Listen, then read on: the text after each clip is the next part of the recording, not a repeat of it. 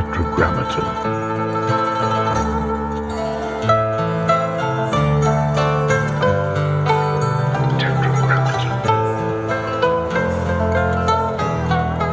My wife, she was a zookeeper. And as a zookeeper, you're always trying to create habitats that the species you're caring for, their natural habitat. And you're not allowed to feed them foods that they wouldn't find in nature. And so if you apply that to humans the same way, it's like our environment in a zoo, if we're like living in the modern world, is in front of a TV, slouching, like with like your head leaned over your device. Like that's not where humans came from. That's not where our ancestry came from. So I kind of applied that to like the world of food and nutrition, and then also to like, okay, what we put our bodies into, not just what we're putting into our bodies, but what our bodies are being put into our environment should also be ancestral in order for us to have optimal health. Because I like to talk about respecting our biology and where we came from. So one of the themes for one of the companies I started a few years ago, the Shielding Shop, was technology that respects your biology. Tell me about your training. Well, actually, I had somebody from Austria that was at a naturopathic clinic. They just came to California and did a few trainings, and so I learned from them. They're like an environmental medicine clinic, and so they talk about EMF, geopathic stress, all the different kinds of environmental stressors that can really impact a person's body, and they found that geopathic stress was a big issue, and that's just energy that comes up from the earth that can create interference patterns in the body, but also all the man-made stuff that's not natural. My training even before that was nutritional therapy, so like functional nutrition. Mm-hmm. So I had to practice doing that for probably 5 years before I got into the EMF stuff. What is EMF? EMF, it stands for electromagnetic fields, or some people say electromagnetic frequencies. There are natural types of EMF, and then there's also unnatural ones. What would be natural? Natural would be we get EMF from light. Light is a type of EMF in the visible spectrum. So even sunlight? Even sunlight is a type of electromagnetic field or frequency in the visible spectrum. Magnetism is part of the lower frequency magnetic field. And from the earth, we have static DC, direct current magnetism, and electricity. Those are natural types. And then there's also the ionizing type that you can get from the sun that the atmosphere filters out. What about lightning? Lightning creates a resonance around the earth called Schumann resonance. And that's a natural frequency that we also, have had on this planet since storms started happening. So lightning creates a 7.83 hertz-ish, plus there's steps of resonance beyond that go up to like 7.83 times 2 times 3 times 4. Those are the different hertz levels that you typically see just going around the earth from lightning striking. And you can also even hear, like if you have an AM radio and there's a lightning storm, you can hear the crackles of radio frequency from the lightning just disrupting the atmosphere in the earth and causing an electrostatic frequency. Does that Schumann frequency resonance have a positive effect on humans? It's a positive effect because we've always had it. There have been studies that show like if you don't have it, like if you're underground in a bunker and shielded from that resonance, that your circadian rhythm starts to be thrown off. And so from what I understand, when astronauts go to space, they have to have a Schumann resonance generator on board in order to continue to have normal function of their body's normal sleep patterns and rhythms and all of that. And then when they come back, there's a lot of physiological reasons why, leaving the earth can cause problems for a person. But, just the whole astronaut thing, them going out into space and then coming back, you can see that we are meant to be on this planet. This planet has known, and I like to say unknown, characteristics about it that help our bodies to be in tune and to continue to be healthy. So what would be negative EMF? Negative typically is anything that's not natural, that's pulsed, that has been found to have a biological effect. and a lot of times the pulsed frequencies are negative. The easiest example I give to people is imagine like the one EMF that we can perceive visibly is light. So if you're around a strobe light or flickering light, it's known to have, a biological effect on your body. And neurological issues can be caused for a lot of people. Like people with epilepsy, they can't be around strobing lights because it'll give their brain a seizure. And really, any person that's around strobing lights, it can cause similar stress on your brain. And I've thought about that ancestrally, like what does that mean? And if you're around a strobe light, you kind of feel tense and more alert, paying attention to what's going on around you. And ancestrally, our ancestors only would have had that strobing effect when they're either being chased by a predator in the forest with the sunlight going through the trees. It can kind of have a strobing effect, or you're chasing something. And so that's really the only time in nature where you kind of have a strobe-like effect is when you're in that fight or flight response. And so our body is kind of programmed into a cortisol response, a fight or flight response, where you're just alert and you're stressed, or stress can be a good thing when you're active, or it can be a bad thing. It seems that even in the mainstream, the strobing effects are now considered an issue because on television, you'll see warnings. The show has strobing effects. Totally, yeah. And I think more and more lighting companies are starting to understand this too. I mean, the last time that you and I met was, I think, 2019.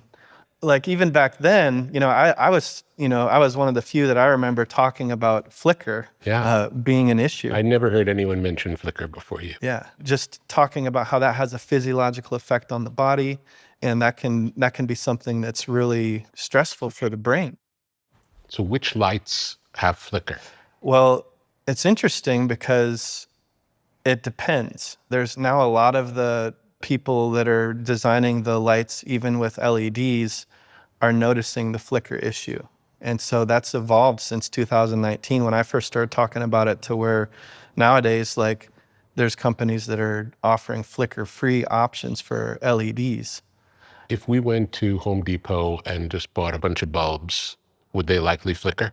I would say, rough estimate, maybe 60 to 70% of them would flicker. So we're still not there yet as far as where, technology needs to go. But it's moving in a better direction. Yeah, before you could go there and I could guarantee you like 9 out of 10 of them are going to flicker. But it has to do either with the technology in the LED, the circuitry in the LED itself that causes a flicker, or just the fact that it's running off of pulsed electricity, which is another type of pulsed EMF that can cause biological effects in humans and animals. And so because it's running on pulsed electricity, the light is pulsing on and off with the pulses of electricity. And that's true even for incandescent and halogen light sources that are running on heat. They'll pulse and turn the filament on or make the filament hotter when the pulse is on versus when the pulse is off. With the waveform, it will cool down in between those pulses. And it won't pulse as much as a strictly like a black and white on and off LED, but it will kind of sink back and have like a lower glow and then a bright glow. In America, how fast is the flicker rate? So it's 60 hertz, which will go on and off 120 times per second. And if you hear that on a flicker meter, it kind of has this low buzzing sound. And then there's some lights that are designed to not flicker as low with the electricity. They'll have a higher flicker rate. And on a flicker meter that has audio, you can hear it go up in tone. So it'll have a higher frequency, just like sound, and it will go up in tone on the meter because it's translating what it's detecting with the light detector into a speaker, and then you can hear it on the speaker. And those are the best flicker meters. You can get ones that are visual that will show you the waveform, but I like to have both, because when I'm going to someone's house and testing their lights, I'll show them what the waveform looks like, but then when you hear it, it's almost like you can hear how stressful that is to your nervous system and to your body. And it also kind of tells you more information. So it's like a fast clicking sound? Yeah, like a it can be a fast clicking sound, or it'll actually go up in tone, like have a higher pitch sound, the higher frequency it is. Every time it goes on and off, your brain is doing a calculation to overcome the flicker. Yeah, exactly. There's this mechanism with the eye. Actually, I learned it in my functional nutrition training, where we'll take a flashlight, which has a constant beam of light, no flicker, and we'll shine it in someone's eye. And they do this at doctor's offices when they're looking in your eye. Usually they're checking to see if your pupil will constrict. And when that constriction happens, if your pupil starts to pulse, that's a sign of adrenal fatigue, or sometimes if it's just totally dilated and doesn't constrict at all, it's adrenal failure, or there's something else more serious going on. And so the idea is that when you shine light into it, like imagine that you're under a flickering light, your pupil's constantly constricting and then getting bigger, and constricting and then dilating. And over time, that actually will exhaust your adrenal glands, because your eye is connected to your hypothalamus and pituitary gland in your brain. And there's this thing called the HPA axis, hypothalamus, pituitary, and adrenal axis, that, all of those glands are connected together, and they depend on each other for proper signaling and circadian rhythm, and its proper stress response, all of these things, because your brain has to communicate with the rest of your body in order to respond to stress. And so your body is perceiving this flicker as a stress, and your eye is constantly working. And sometimes you won't even see the flicker. It'll be an imperceptible flicker, because your eye is made with really fast-acting cells, and the brain isn't fast enough to respond, but your eyes are constantly trying to adjust to it. So that's what can cause that fatigue in that HPA axis, that whole system. So I imagine that 120 per second flicker powering our lives has other impact beyond just the light. Yeah. The fact that it can cause that stress response, it can raise your cortisol, which can lower your melatonin. And that's separate from the spectrum of light, which I'm sure we'll talk about later. The flicker can just cause stress in and of itself, even if it is a so-called good frequency or more natural frequency. It can still cause a stress response and a cortisol response in the body. Just it not being natural and a good source of light, that causes stress in and of itself too, and can throw your body's circadian rhythm off. It can just feel different too. You go into a room and there's flickering lights. A lot of people get headaches. Yeah. And like they've been in an office environment, or there's a certain store, they just don't like the lighting. They go in there like, I don't know what it is. The spectrum's okay, it's warm lights, but it just feels off to me, or I get a headache every time I go in there. And it's like that with light. It's like that with a lot of different types of EMFs that we test for, is you just go in a space and something feels off. And then if you're like me and you have equipment, you go in there and measure, and you'll find it like within 5 or 10 minutes what the source is. There was a time when every great thinker had a confidant, a trusted companion with whom to wrestle ideas, to think out loud, to help uncover the essence of what path to take next and how best to follow through. That role has always mattered, because meaningful problems require context, patience, and the ability to hold complexity. Anthropic developed Claude for just this kind of thinking. Claude is for minds that don't stop at good enough. It's the collaborator that understands all aspects of your enterprise and advances along with you. Whether you're debugging code at midnight or strategizing your next business move, Claude sharpens your thinking to tackle the problems that matter most. Rather than offering isolated answers, Claude is built for sustained inquiry. Claude synthesizes information from multiple sources, turning scattered material into a coherent analysis presented with a clear structure. It even includes citations. Patterns appear that would otherwise remain buried.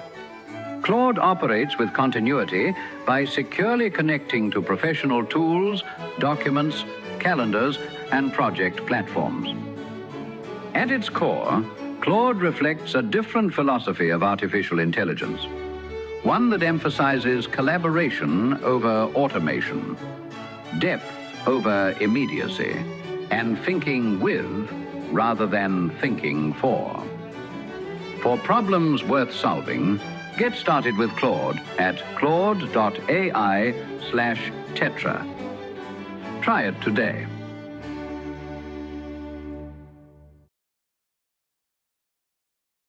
Is all bad EMF from the flicker? Is that the biggest problem?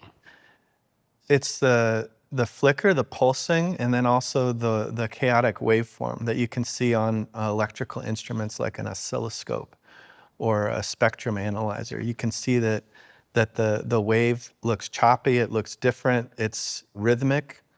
And in nature, you have things that slowly, like the sun, it slowly goes up, and then the spectrum slowly changes, and then at sunset it goes down, and the spectrum slowly changes. And along that whole pathway of travel from one side of the horizon to the other, it's a constant beam of light with no flicker.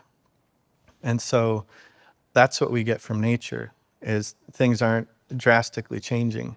Even with firelight, you can be like, oh, well, a candle flickers. But if you look at it on a flicker meter or a spectrum analyzer, or you hear it, it's way different than this pulsed frequency. So the chaotic pulsing, that's really the thing that the body's not used to.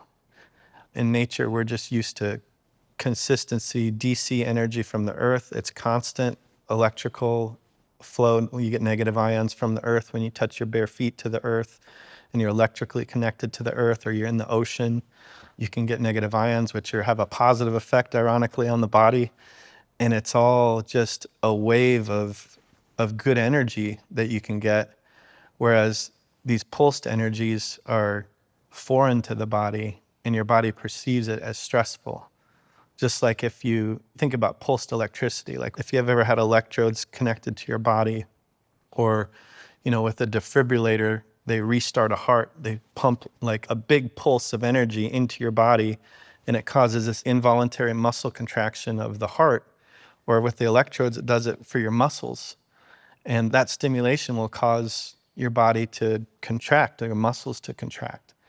So on a low level, like at night, if you're sleeping around a bunch of AC, alternating current electricity, and you can actually literally test the voltage coming onto your body, that's all these micro contractions happening all night long while you're sleeping, and causing your body to not get into a truly restful state that it's supposed to be in all night long. When you say sleeping around a bunch of AC, do you mean just the wires in the walls?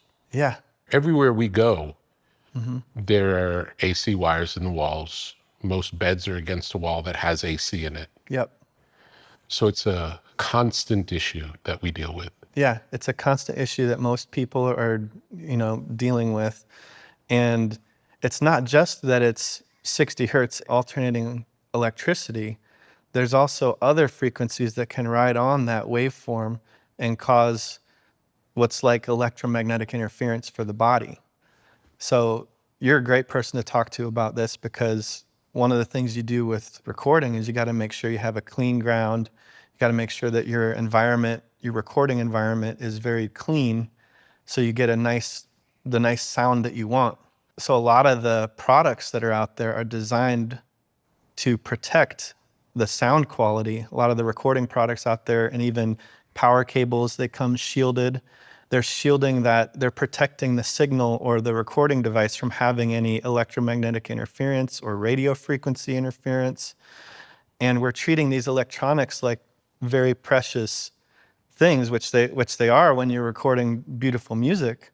But, I look at it as treating your body in a similar way. I think it's done for the hospital equipment. Yeah, anytime that there's high stakes involved, and it really, the signal really matters, the highest quality products are always shielded and grounded, sometimes double shielded.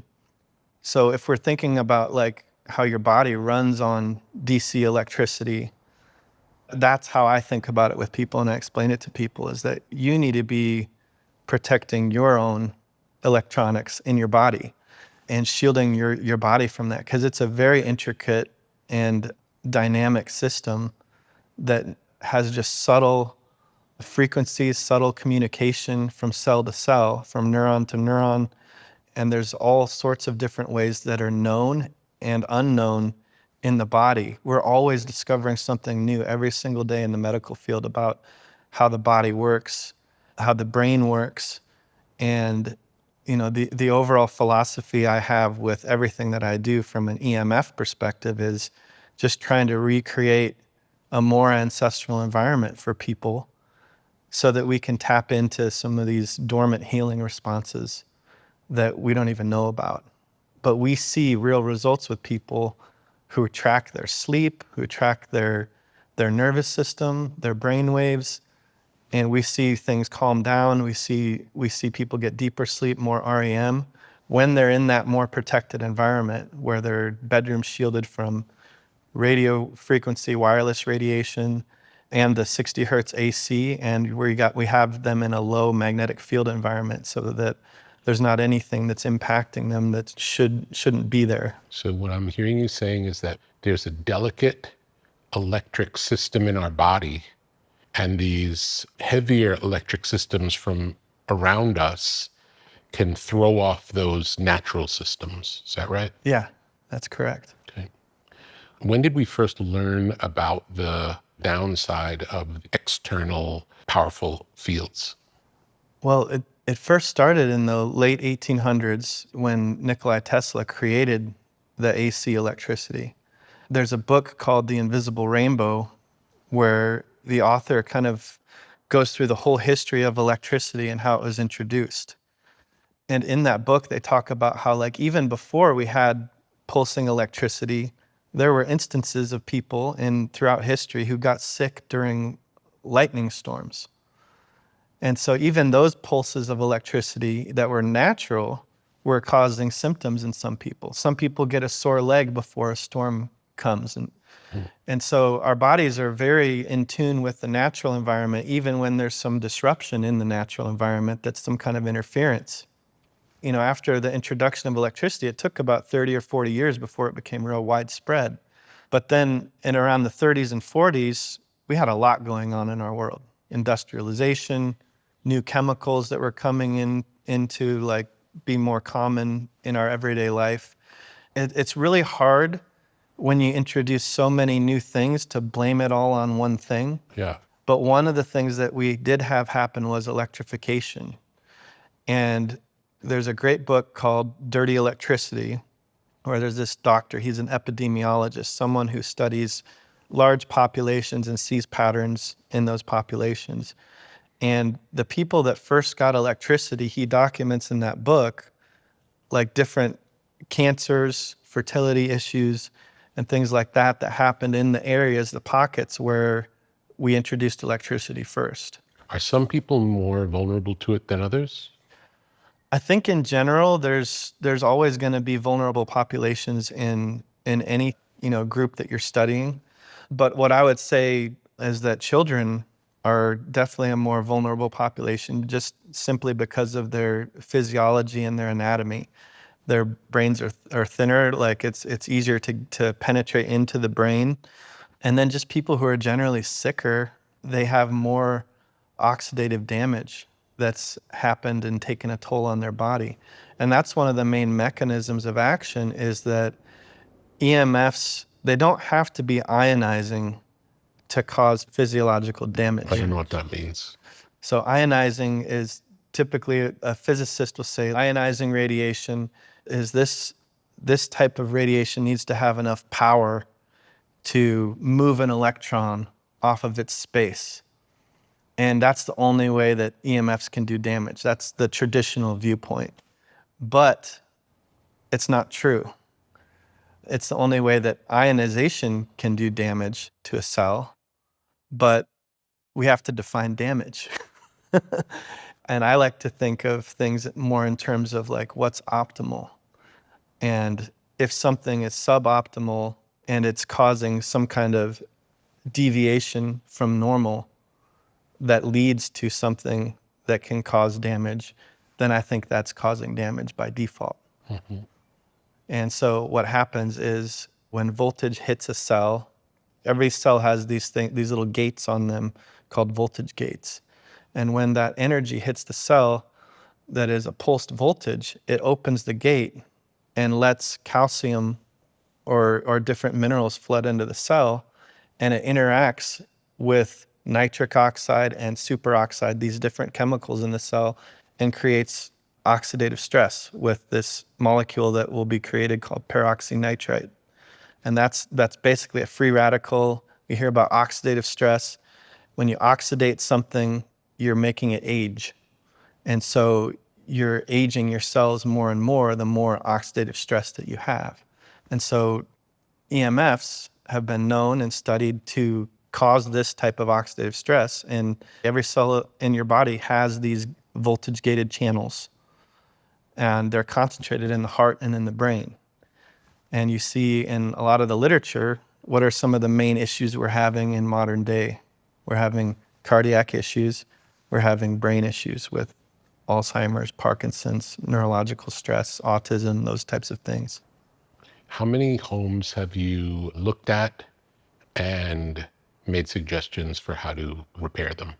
Well, when I first started, I was doing this alone. And for about 2 years, over those first 2 years in 2016 and 17, I'd say maybe 3 years, 18, I first tested maybe 1,000 homes those 3 years.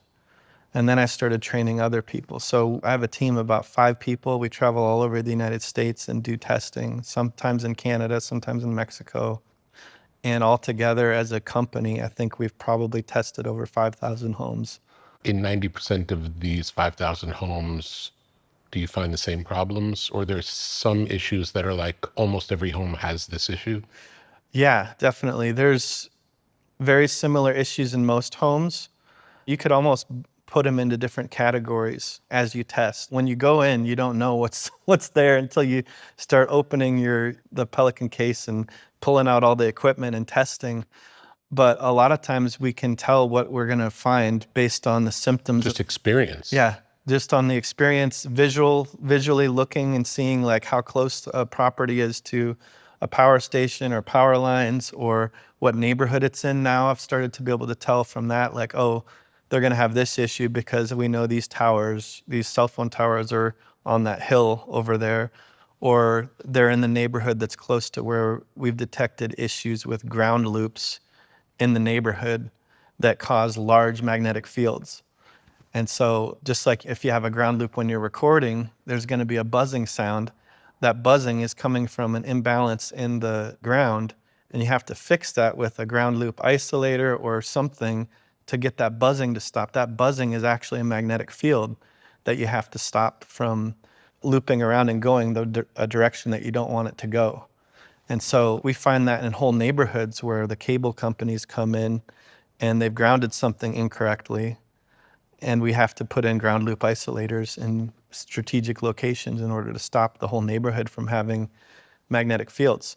Like a typical reading we would get, background level is 0.2 milligauss of AC magnetic field.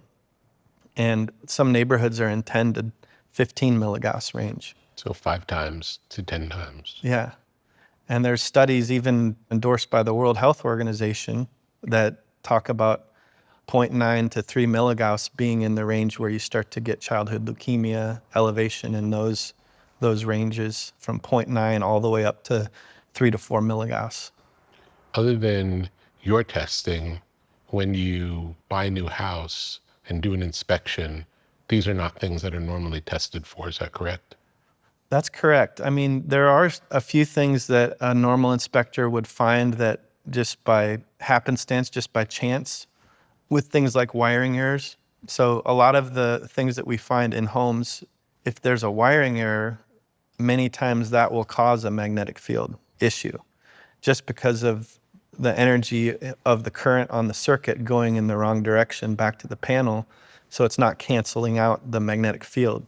Everything with the electrical system and the way the National Electric Code talks about things, you're supposed to have balanced loads, balanced energy on all the circuits in your house. And a lot of times that doesn't happen if there's something that's done incorrectly or there's a loose screw somewhere. The energy will take the path of least resistance to go back. And sometimes that path of least resistance is through a ground wire, through another circuit. And that is technically a wiring error, a code violation, and we're fixing those with electricians all the time when we go into people's homes. Tell me about grounding in general. How does it work systemically? So grounding and earthing, I kind of talk about them in two different ways, because there's grounding for therapy or earthing for therapy. And that's good. That's when you're connected to the earth, you're receiving the constant energy, the DC energy, negative ions from the earth. Barefoot on the ground. Yep, barefoot on the ground, in conductive ocean water. Even if you're on dry dirt, you can throw some water on it. You can literally detect it with a meter that you're getting DC electrons, like current, through the earth onto your body. So that's one thing, that's beneficial. And then the other part of it is that when you do ground something or earth it, and you're around AC electricity, the AC electricity is actually attracted to the ground. It will go through the ground, through your body if you're grounded, to go back to the ground. Is that a bad thing? It's not a natural thing because AC electricity is not something that is native to this planet. So I don't like it. If the voltage and current is high enough, you get electrocuted in those situations. So imagine being grounded and reaching up and touching a live electrical wire or the power lines or something. That is bad for the body, obviously. Yeah, sometimes it's recommended in an electrical storm to maybe go into your car where there are rubber tires. Yeah, rubber tires, so you're insulated from the earth. So that way if lightning strikes your metal car, it goes around the outside and it doesn't electrocute you. So you're basically in what's called a Faraday cage in that situation.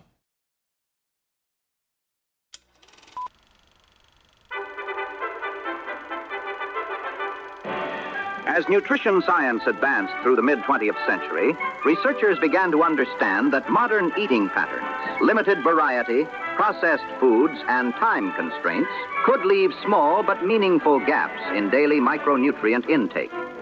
Today, large population studies confirm that approximately 90% of adults fall short on one or more essential vitamins or minerals. AG1 was formulated in response to those findings. Each daily serving provides more than 75 vitamins, minerals, and whole food sourced nutrients, including vitamins A, C, E, B6, B12, magnesium, zinc, selenium, and iodine.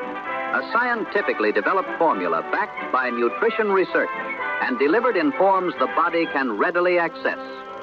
Because utilization depends on absorption, AG1 also contains probiotics to support gut health and digestive function, helping the body make effective use of what it receives.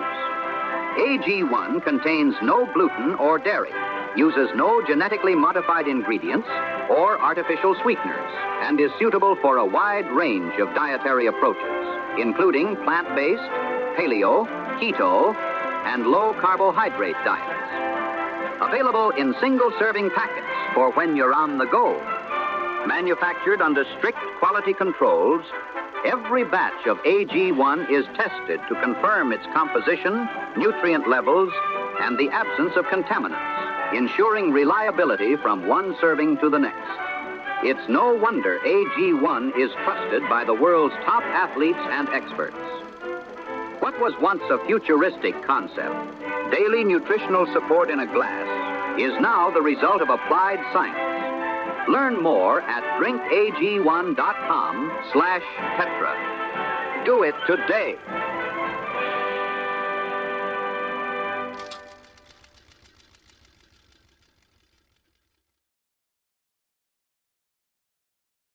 What is dirty electricity? So dirty electricity is like electromagnetic interference on your electrical lines. And that can cause even more chaos in the nervous system. There's studies by a Dr. Magda Havas around dirty electricity and blood sugar regulation, where they had people going on these treadmills that actually produced a lot of dirty electricity, and it raised their blood sugar much more than just normal walking. And then they installed filters to actually filter out the dirty electricity, and the phenomenon disappeared. And so, I tell people a lot of times, according to that study and personal experience in thousands of homes, people who have had blood sugar issues, is that like, if you have dirty electricity in your house, it's kind of like you're constantly dripping donuts into your system. And it's not good. It can raise your cortisol, which then raises your blood sugar and can cause a phenomenon that's very similar to eating a donut. What are all the different tests that you do? Walk me through the different tests. Well, we test for all different types of EMF, mainly man-made sources. So we like to start with light because that's the visible spectrum. A lot of times we'll take slow motion video of people's living space. And so I've got in my Google Photos probably thousands upon thousands of slow motion videos of clients' homes where we've tested their lights, and you just see the slow motion video, you can see the lights flicker. And so that's one of the things we test for, is the lights, not only the flicker, but also the spectrum. And we want to create a balanced environment in the home where we have a good amount actually of blue light, visible light in the morning, but it has to be balanced with infrared. Just like during the daytime, you get blue light from the sun and the sky and a full spectrum of visible light, but you also are always getting infrared at the same time that you're getting that blue light and visible light. And that gives your body a signal to produce serotonin during the day, which then once the sun goes down and hopefully your lights in the house are dimming or going off, all that serotonin that you've built up from that visible light starts to turn into melatonin, and that puts you to sleep faster and deeper and helps your body detox better at night, especially your brain. So better light during the day has a good effect on your ability to sleep that night. That's correct. Yeah. And there's many, many studies that show that. And if you just think about nature or just your own experience when you're on vacation, camping, or going somewhere that's really, really natural, where you're outside a lot, especially if you're visiting a place like Hawaii or having a tropical vacation, you spend a lot of time outdoors in the sun. And then if you're in that environment and you're camping at night, you don't have another light source. You just tend to go to bed earlier and you sleep deeper. And there's many times when I've been camping, it's not just about we're away from everything, there's no EMF. It's that we've been outside and getting light all day, and then at night it gets dark, and the only light you have really is campfire that doesn't have any blue light in it, that stimulates a cortisol reaction that lowers your melatonin and stops your melatonin production. If you have blue light, the firelight doesn't have that blue light in it. So you just have that, and that's continues to help you calm down and wind down. And yeah, the lighting is a huge thing. And we always test that first, because when people hear about EMF, they tend to be very skeptical of what we're doing because there's these invisible stressors. And so we try to make them visible first by testing light and showing you, okay, this is what light is doing to you. And then we move on to other types of frequencies that we test, like wireless frequencies. So that's like your Wi-Fi router, your cell phone, all the Internet of Things gadgets and Bluetooth things you have around your house. We're testing all of those sources in a home. We're testing the cell phone towers that are penetrating your home, radio towers, television towers. There's all these invisible frequencies flowing through the air. And we have meters where we can test these, and also you can hear what they sound like on this equipment. And that kind of opens people up to, oh my gosh, I didn't even know this was happening in my house. And I've got a Wi-Fi router right next to my head underneath my bed when I'm sleeping. There's a lot of people that actually have that, if you can believe it. Yeah. We're not even using that at night. And so we have them unplug that. Often people will report that they sleep better immediately. Certain symptoms start to dissipate right away. Some of the most drastic changes we've had is when we're testing, we'll fully shield a bedroom with either shielding paint or a canopy that's got this silver lining in it.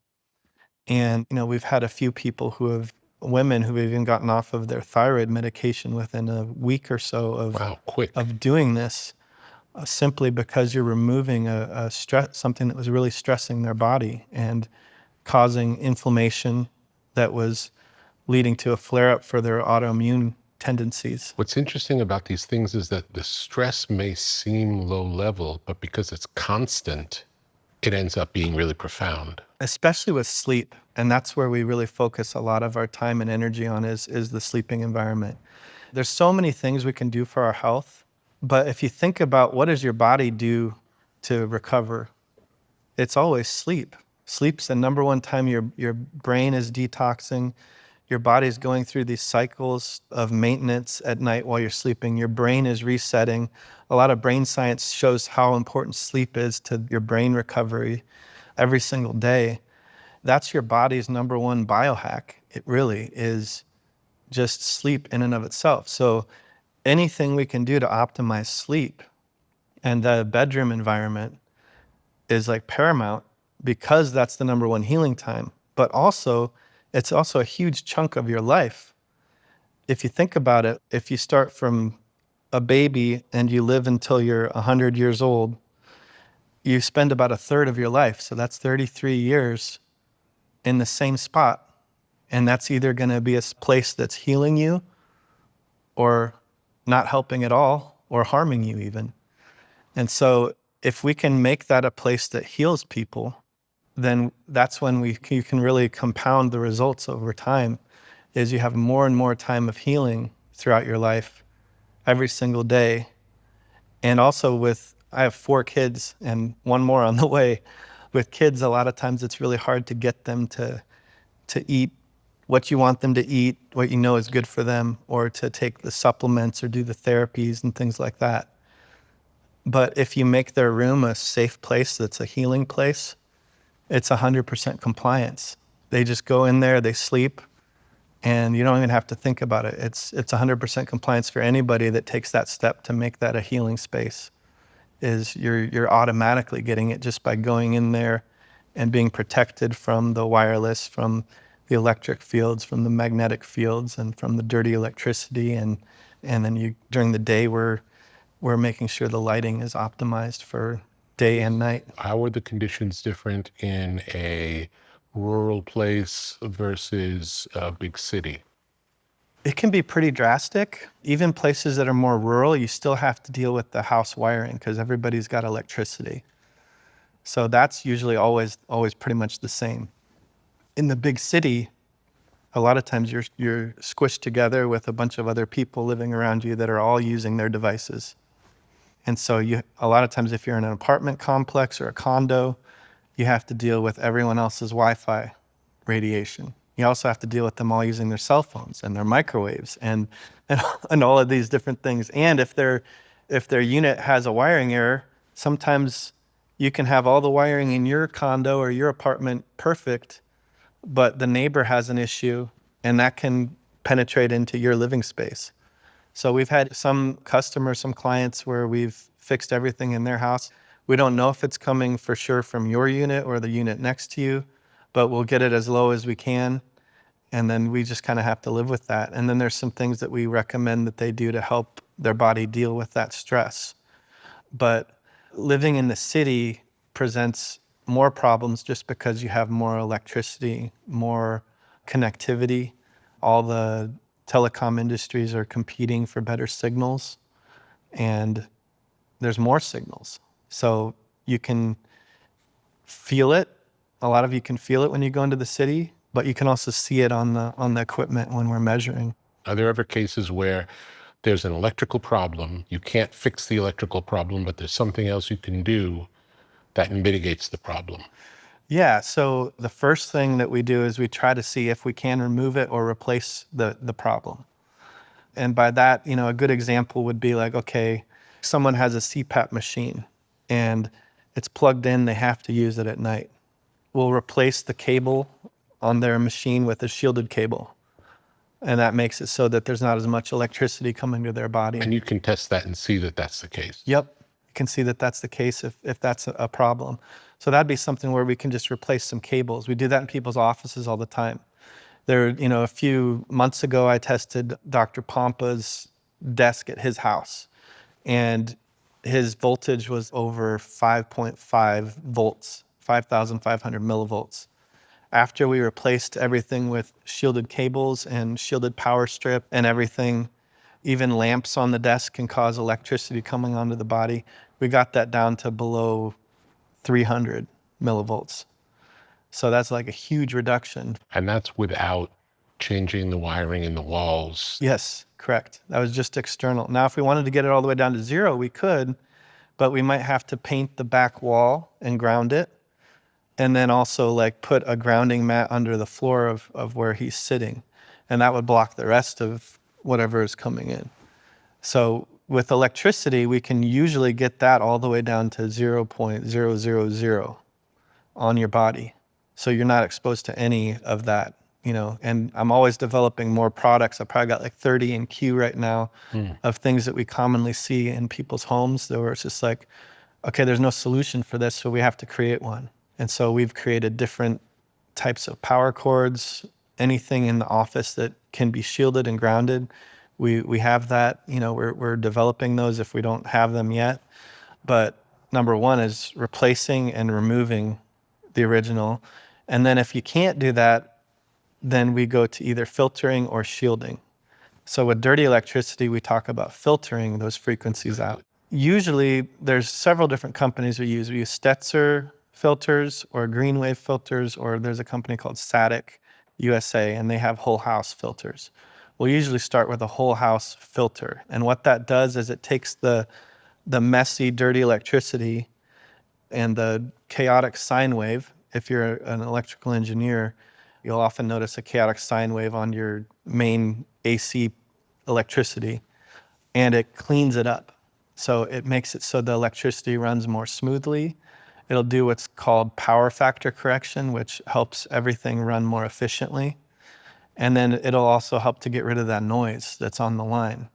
And that improves the quality of the electricity, but also it lowers the amount of stress that it can cause you when you're exposed to that electricity. And I imagine all the machines that are plugged in probably last longer and work better. Yeah, that's one of the things that some of the companies claim. And I would agree with that if you got a cleaner power source. Like better fuel in your car, it'll run better. Yeah, exactly. Makes sense. So filtering the dirty electricity, that's one thing. Or you can block the whole 60 hertz. If you do a whole house filter, would that happen at the meter? Where would that happen? Yeah, the main panel is right where the electricity comes in. You want to filter it as close to the source of dirty electricity as possible. So a lot of times the electricity just in general in an area coming from the electric company is dirty, or it's dirty because you have solar panels, or your neighbor has solar panels with inverters that are causing a lot of this energy to come onto your whole electrical system. Do in the solar neighborhood. panels always cause that or no? There are a few companies that we've tested that are really good with their inverters. They got better technology to mitigate the problem with most inverters. We've measured in multiple homes, and it's like almost nothing that it causes. But just about every other one that we've tested has had issues with this. There's different units of measurement with dirty electricity. If you're using a Stetzerizer meter to measure, it's gram Stetzer units. If you're using line EMI meter or a green wave meter or a static meter, it's millivolts. So it's the millivolts of the amount of other frequencies besides 60 hertz that are on that system. And we like that number to be below 80, ideally. And sometimes with inverter or solar system, it's going above 2,000. Sometimes it just pegs the meter completely to the top. And that's running off of battery or running off of just the inverter with the solar going during the day. You mentioned blocking the 60. Yeah. How do you do that? That you just do with anything conductive. So you ground the conductive material, and we like to use paint, a carbon-based paint. Better than a copper wire? We'll use the copper wire to actually ground the paint eventually. We have a whole system where we'll do the carbon paint on the walls. Most people have walls that can be painted. Or if you have paneling, you might need to take the paneling down and then put something behind it if you don't want to paint the paneling. And we have copper meshes that we use. We have carbon meshes that we use that are fiberglass and painted with conductive paint. And then there's also just the paint and then the grounding tape. So we'll have the grounding tape that'll ground the paint or the mesh or whatever it is that we're using. And then that'll go into the equipment grounding conductor for the home. So that every home, typically, especially new builds, are supposed to have grounds now. And we just connect to that, and that will dissipate the energy. So as that energy hits the ground, it just goes and drains out through the ground wire and then doesn't come into the living space or onto your body.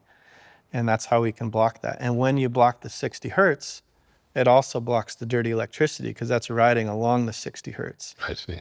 Yeah. Have you worked with people for new construction to mitigate the issues before they begin? Yeah, so that's actually primarily what I've been doing the last 3 years, is working with new construction. I've worked with a lot of private residential. That's maybe like 70% of what we do as far as new builds and stuff. So it's kind of like I'm an EMF architect. I see. and lighting. So we'll design the circadian lighting, we'll design the whole electrical plan so that we're protecting the spaces that are the most important landing spots for people. And we've done it I'm probably doing like 50 or 60 of those consults right now in process. And some builds take longer than others. So there's some we've been working on for a few years. There's some we've just started last week. Is it easier if you're starting from scratch than trying to fix an existing location? It can be. It depends on what the issues are when we find them. So we'll have a person, either myself or another person that I've trained, come out and test and see wherever we're at with things. But even with existing homes, as long as you're willing to do some remodeling, like the basic one is just pulling up floors, if we can get the grounding material underneath the floor, then any electrical that's coming up from the ground won't be able to penetrate into that room. And also it blocks the wireless. You'd be surprised how much of the wireless can seep in through the floor, even on the ground level. So we do like to, especially in urban environments, we like to get the floors done.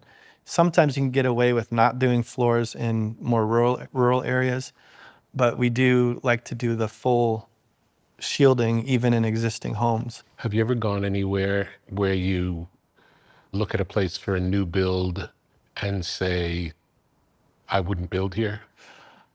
Most of the time, I'm a more optimist I see. with everything. And most of the time also, you're going to this place, they've already purchased it. And so you don't want to be the bearer of bad news for people. There have been a few instances where like they bought something next to a power line. I do remember one customer where they got this land really cheap and there was huge power lines adjacent to the property. And they were just crossing their fingers hoping that it wouldn't be an issue. That particular customer, they backed out of that deal and went with a different property, and they're so glad that they did.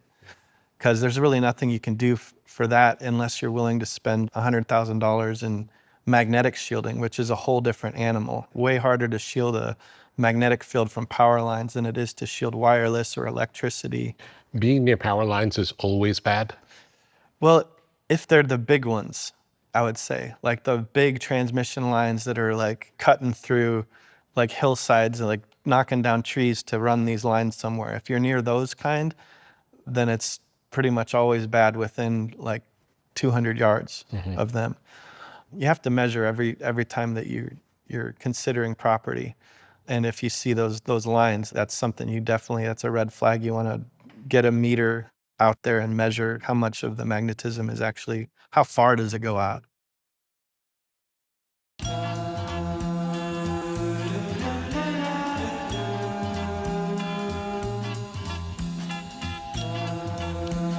LMNT, Element Electrolytes. Have you ever felt dehydrated after an intense workout or a long day in the sun? Do you want to maximize your endurance and feel your best?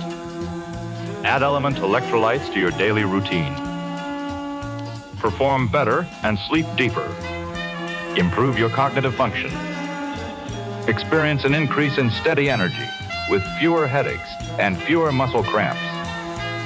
Element Electrolytes. Drink it in the sauna.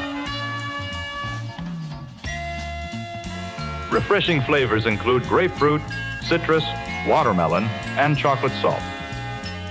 Formulated with the perfect balance of sodium, potassium, and magnesium to keep you hydrated and energized throughout the day. These minerals help conduct the electricity that powers your nervous system so you can perform at your very best. Element electrolytes are sugar-free, keto-friendly, and great tasting. Minerals are the stuff of life. So visit drinklmnt.com/tetra and stay salty with Element Electrolytes. LMNT.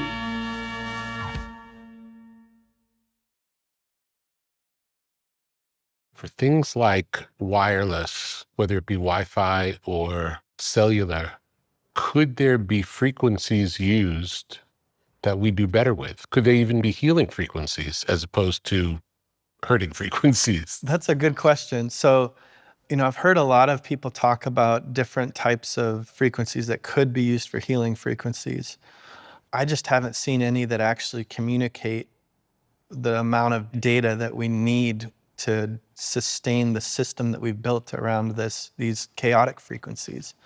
But I do think that they've done lots and lots of studies, many studies on the different frequencies and what they can do to the human body. I think there are definitely frequencies we should avoid. I mean, at 915 megahertz, they use that in Europe to open the blood-brain barrier in rats to test different medicines. And we're using that frequency here all over. The smart meters that everybody has on their house that monitors their electricity, they have a pulse that goes out anywhere from 1 time a minute to like 30 times a minute. That's 915 megahertz. Wow. That very frequency that we use to open up the blood-brain barrier in studies. So like that one, I think we should avoid that frequency. And there's certain other frequencies that I think we could avoid, and we could use other, better frequencies that are less biologically active for us. But as far as beneficial, actually, I think we should be using light. Infrared is a beneficial light frequency. People who are hard of hearing, they can use these infrared headphones, and it sends infrared light to communicate, and you can hear through that. And they actually make stereo systems like that in cars for like infrared headphones in vehicles that will send infrared. And infrared is something we get naturally from the sun. And so it is a pulse frequency, but it's such a high frequency, it only penetrates a little bit, and the irradiance or the power of it isn't as strong enough to penetrate, but we're getting a lot of that infrared from the sun. Could there be a Wi-Fi-like system that was UV? There could be something. I think UV can be beneficial, but it can also be damaging to some. Infrared would be preferential, I would think. Yeah. And can it be done with infrared Wi-Fi, let's say? I would love to see that happen. That's on my wish list of things to like create with somebody, is something like that. There is Li-Fi. What's that? It's light Wi-Fi, and they use light to communicate. Like with any new technology, I think no matter what, even if it is beneficial, we still should study it extensively to see what kind of effects it has. And there's some people in the health space who have like looked at Li-Fi and just think it might be terrible. And even that was happening with 5G, with the 5th generation of wireless. A lot of people were concerned about millimeter waves, and I am too. But there's this, I think, false sense of the higher the frequency, the worse it is for you. But higher frequency is just a different frequency. And it was almost like when 5G was coming out and the millimeter waves were being talked about a lot a few years ago, like in 2020, 2021, that it was like, this is way worse than what we already have. But in my experience and those of some of my mentors, like Dr. Klinghardt has been and is a huge mentor of mine, and he's one of the people who really pioneered the idea that EMF is a problem within the health practitioner world. We would say that 4G and 3G and 2G and 1G penetrate the human body. They travel farther. They have a just as bad, profound impact, just as bad, if not worse, already than what the 5G was. The 5G is bad just because there's more frequencies and different, and we haven't studied all the impact of everything altogether. But as you go higher in frequency, that it penetrates less, it doesn't travel as far, and you also get more data. If you're getting a signal from a millimeter wave signal, you get your data faster. You don't have to be exposed as long. And a lot of times the technology is directed right at the person using it instead of blasting everybody all at the same time. So I think there's some advantages to using some of these higher frequencies just in the fact that it respects, if you don't want to use it, you're not exposed to it nearly as much as a person who wants to use it. Yeah. I think that respects people more than like just blasting everybody, no matter if they're using it or not, even the animals and plants. If you have your cell phone on your body and you're not making a call, but you're connected, does that mean that the negative effects are there when your phone is on? Yeah, so if you're Not on a phone call. if you're not on a phone call and you still have bars on your phone, Yeah. you're still getting, your phone's still pulsing every either a few seconds or every like 20 seconds about.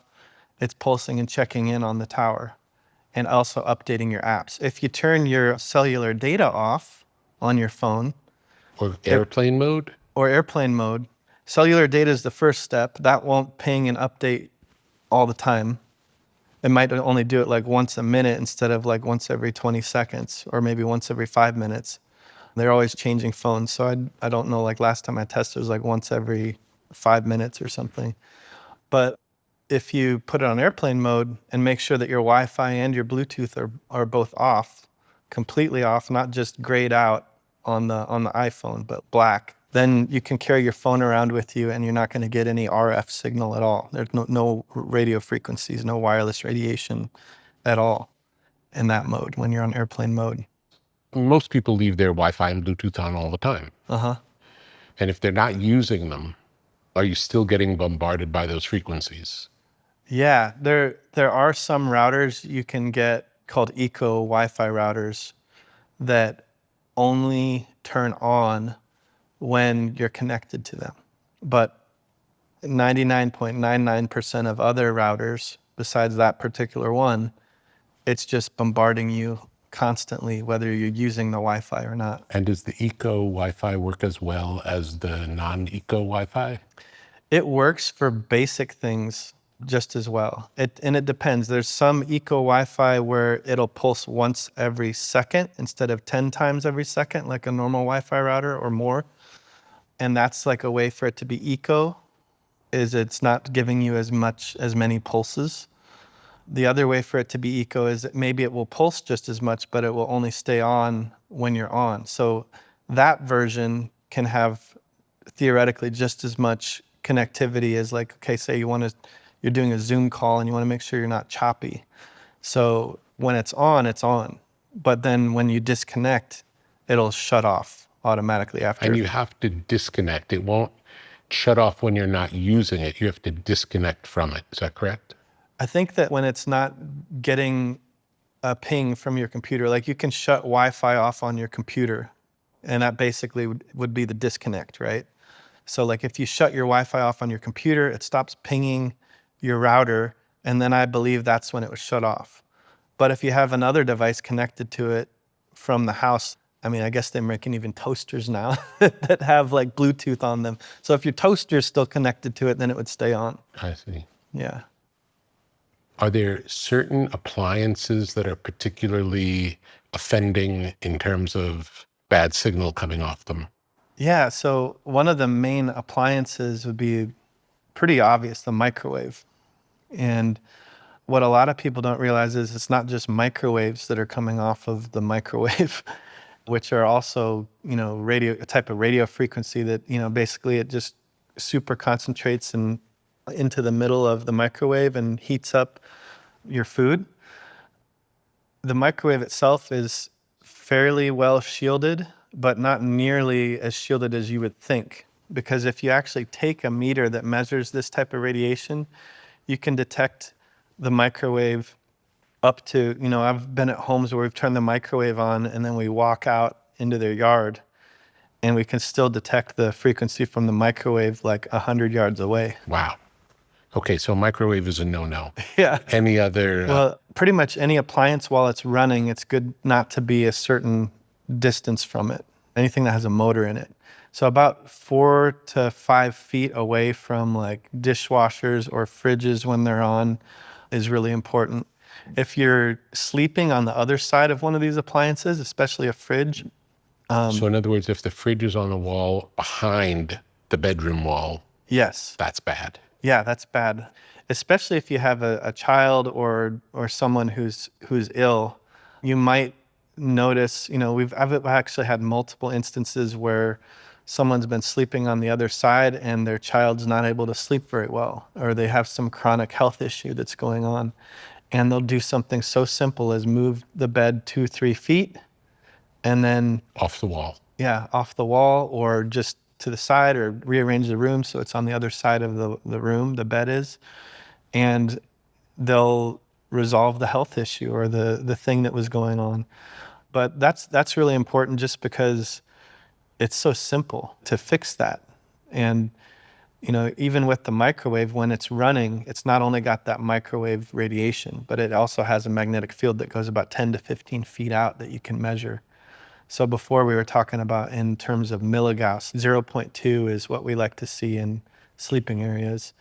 That microwave, if you're standing right in front of it, just a couple feet away, when you turn it on, it's going to go from 0.2 all the way up to about 30 milligauss. And that's not going to dissipate until 15 feet out. How about induction stovetops? Those are another big source of magnetic fields when they're on. And a lot of people ask us about those. We prefer like either gas with a good vent, because we also don't like breathing in toxic air, Yeah. or the regular electric. Like the heating coil, I think it's called. Yeah, the heating coil, regular electric stove. Those are okay as well. And a lot of times there's just a better place to stand, off to the side usually, a little bit. Usually right in front of the stove, there's a field that'll come out about 1 to 2 feet on those electric stoves. But usually when we come to someone's house, especially if they're sensitive, there's a lot of people, a surprising amount of people that are actually sensitive to EMF and different fields, and they can feel it and physically notice a difference being around something or not around something, or when Wi-Fi is on or off, or they're around a magnetic field. For them, we'll test their stove and say, okay, stand here while you cook. Yeah. Is there no version of wireless that's clean and safe? Nothing in the radio frequency range that's natural. There's probably amounts that are safe. And the reason I say that is because probably 6 or 7 years ago, I went to Green Bank, West Virginia. And people are like, what's so special about Green Bank, West Virginia? Well, they have this area there called a radio quiet zone. And they have this radio telescope for radio astronomy. And so there's a certain distance around this telescope where they can't have any interference from any wireless, so that they can still be exploring space. And a lot of people don't know this, but a lot of the images we get from space aren't actually optical visual pictures. They're actually translations of that from radio frequencies that were subtle radio frequencies that we're getting from celestial bodies and things way off in space somewhere, really, really far away. So this telescope is huge, and it needs to be able to detect those subtle signals that are coming from space. And so people aren't allowed to have Wi-Fi on a certain distance from that telescope. And then also a certain distance out, they're not allowed to have any cell phone towers. And there's a ski mountain up there that has to only blast their towers a certain way so that it doesn't interfere with the telescope. And we're talking like a 2-mile radius for Wi-Fi, and then multiple miles. I don't remember the exact distance, but Wi-Fi can travel 2 miles? that's how delicate that telescope is it can interfere with it. If it can pick it up, that means it's going there. Yeah, exactly. After I went there, I was like, man, I got to research this some more. And I found this really old book that's out of print now. I can't even tell you the name of it, something about changing universe. But he was documenting these radio telescopes and just talking about the history of them. And in one of the little paragraphs, I'll send it to you sometime, he talks about how they used a radio telescope and they found out that they could detect, from 4 miles away, they could detect the human body giving off minute amounts of radio frequency And then they also said that it gives off X-rays and like a full spectrum. And that's why I like to think about if your body's subtly communicating with a full spectrum of electromagnetic frequencies, even X-rays and gamma rays and radio frequency, and this telescope can detect radio frequency in your human gut microbiome from 4 miles away, this book said. There's some subtle communications going on that we don't even know about to this day, and things that are happening in the body that we don't understand yet. And so the idea that we're creating these frequencies that are quintillions of times more energy than what our bodies are subtly creating themselves, that's profound. No wonder this can have a biological effect, and when we shield a space and we see the profound effects that it has on a person's life, and not only on people who are ill, but also people who are trying to optimize. We've done a lot of solutions for professional athletes, and they see profound effects for recovery with implementing some of these solutions. We're getting more and more of this radiation in our lives, and so in a lot of places, we're seeing a tipping point. I mean, there's this viral thing going around with San Francisco 49ers. I don't know if you saw it, where somebody actually went there to measure magnetic fields in their stadium, and the readings were like 10 to 12 milligauss or something like that, where they're training all the time. And these athletes are training at a really high level, so high that it's like teetering on like their body could break if they do even one thing wrong. And the 49ers have been like injury after injury after injury the last few years. The viral claim that's out there is that it might be related to this magnetic field issue in the stadium. Wow. And I've had multiple doctors and people text me, and we're working with one of the NFL teams right now. And he's like, I want my team to be protected from this. Yeah. And so they're using that as a springboard to like, okay, let's see how we can actually optimize the recovery spaces. Because it's not that, like, there's a study that says it can cause this much soft tissue damage, but the fact that there is physiological evidence for it causing oxidative stress, any oxidative stress in the body can tip you over the edge to where you're more prone to injury. That is true. And so the more we can optimize our environment with anything, the more quality of life we get, the better we can perform, the better athletes can perform, the better we can just have more time enjoying our life here on this planet with this wonderful experience that we have. So much of today's life happens on the web. Squarespace is your home base for building your dream presence in an online world. Designing a website is easy, using one of Squarespace's best-in-class templates. With the built-in style kit, you can change fonts, imagery, margins, and menus, so your design will be perfectly tailored to your needs. Discover unbreakable creativity with Fluid Engine, a highly intuitive drag-and-drop editor. No coding or technical experience is required. Understand your site's performance with in-depth website analytics tools. Squarespace has everything you need to succeed online. Create a blog, monetize a newsletter, make a marketing portfolio, launch an online store. The Squarespace app helps you run your business from anywhere.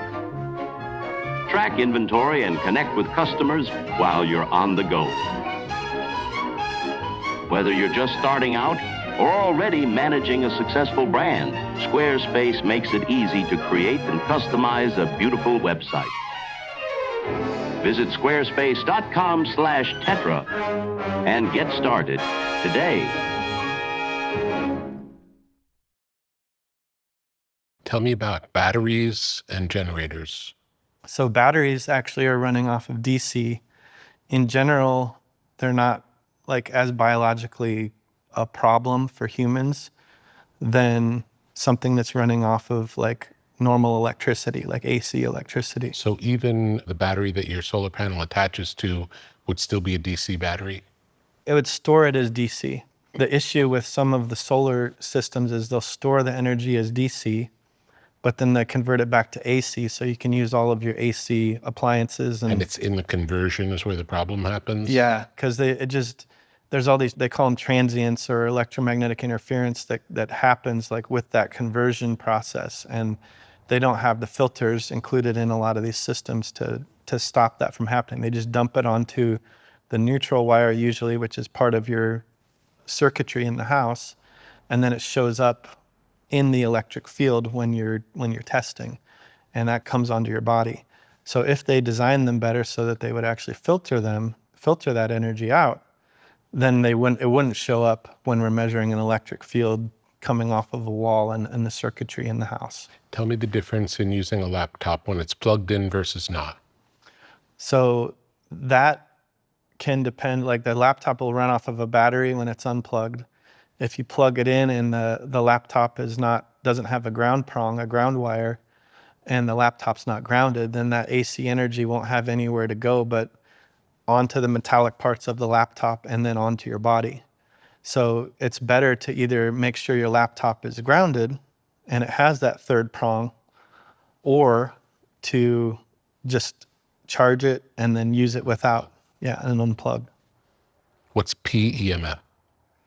PEMF is a type of pulsed, it stands for pulsed electromagnetic frequencies. Sounds bad based on everything we're talking about. Right, yeah, it does. It can be bad, actually. Based on everything we're talking about frequencies that are pulsed, but they're not pulsed that way on purpose for a specific reason. There's some types of pulsed electromagnetic frequencies that they've tested that can be therapeutic in certain circumstances. So Dr. Robert O. Becker, he's the pioneer in this. He studied this in the 60s, I believe, and 70s. And he did many, many studies and demonstrations about how you can use different pulsed electromagnetic frequencies to regrow bone and tissue. And he started doing those experiments on salamanders and things like that. It's even an FDA-approved treatment now for bone density and bone growth, is pulsed electromagnetic frequencies. So the issue that I've heard and what I'm concerned about with doing that type of treatment all the time is that it has the effect of growing bone and creating new cells, new bone cells and different tissues. It can help to regrow tissues. But I've heard that, people that have certain conditions are not recommended to use that because it can also grow bad cells. So like if you have cancer, it would be contraindicated for cancer to use that type of therapy. A lot of people are leaning towards cancer and they don't have a diagnosis and they might be using that therapy. So I've always told people, and I've used that therapy with my kids when they break a bone, and we use it for a short period of time and then we stop using it. So if you're using it, it should, in my opinion, my non-medical opinion, is that you should use it for a specific purpose, for a reason, for a short period of time, but it shouldn't be something you're just using day after day just because the company that sold you it said that, hey, this is healthy for you all the time. And the filter I take that through is it ancestral? Is it something that our ancestors would have been exposed to all the time? If not, then it's probably not one of the foundational types of EMF that humans should be exposing themselves to, because the foundational ones are sunlight, grounding in the earth, and getting the earth's magnetic field. And those are the things that we should be getting consistently all the time and dosing those in abundance for ourselves. It sounds like erring on the side of more time outside solves most of the issues. Yeah, it gives you the foundational architecture from nature that humans need for the human body. And then the rest of the stuff is interference. So we minimize that as much as possible while we bring in the stuff that's like the main signal that we need to run our bodies, which is from the sun and from the earth. How did the phases of the moon affect us? So just like the tides, the phases of the moon cause more DC magnetism at certain times of the day or certain parts of the month. So the reason that women get their cycles every month has to do with magnetism, and that's been studied. There's this old book, another one that I like getting out of print books. There's this other book that talks about, it had to do with circadian clocks. It's an old book that's out of print now, but they had a study in there where they had mussels, like the mollusks, the mussels that they took from the ocean on the east coast of the United States, somewhere in like Massachusetts. They shipped them to Illinois, Evanston, Illinois, and they put them in salt water, and they started putting water on them just like the tide was going in at the same time that they were in Boston. But then what happened was they noticed that they kept opening the same time, but when they took the water away, they changed to open as if the tide was coming up in Illinois. And so their clock was based on the magnetism from the moon, as if the tide was happening in Illinois, and it shifted from Boston to Illinois, even though the water was the same. So what they found out was that it wasn't the water that was the signal to these mussels. It was the moon. It was the magnetism from the moon. And so back to the core philosophy here is there's things that we don't know about, that we're discovering. We think it's reacting to the tides, but the tides are also a symptom of the moon. Yeah. So you could change the symptom, but if the moon is still the moon, it doesn't react to the symptom.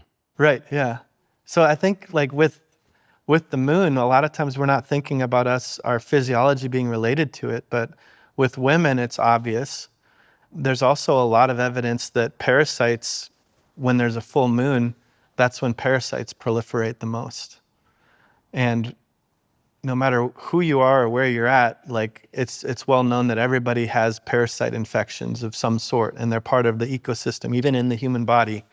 And whether they're good or bad, it depends on the person and where you're at with your health and the whole inner ecosystem of your own body. And a lot of the parasite cleanses that are out there, they'll tell you to start taking it the full dose on the full moon. That's because the parasites are connected with the magnetism. So to think that as a man, you're not connected to the magnetism, that to me would be naive. Yeah. You know, I think that we are connected to the magnetism from the moon and the tides and this planet in a way that sometimes we don't fully understand. If you were looking for a location to move to, what would be some of the things you would test and look at for picking a place to live? First, I would be looking at where the main power lines are going and what neighborhoods. And I would also be looking at the geography of the land. So typically, if you're looking in a place that's more coastal, if you're facing out toward the water, there's usually not much wireless radiation coming from the water. Unless you can see the land across the way, there might be some signals coming in that instance. But usually, like if you're on an island, like there's not going to be any radio signals coming from that direction out toward the ocean.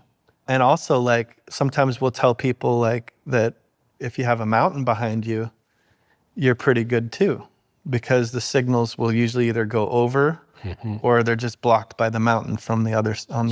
In some ways, the best version would be mountain behind you, ocean in front of you, and then you're protected. Right. Yeah. In general, you're very protected that way.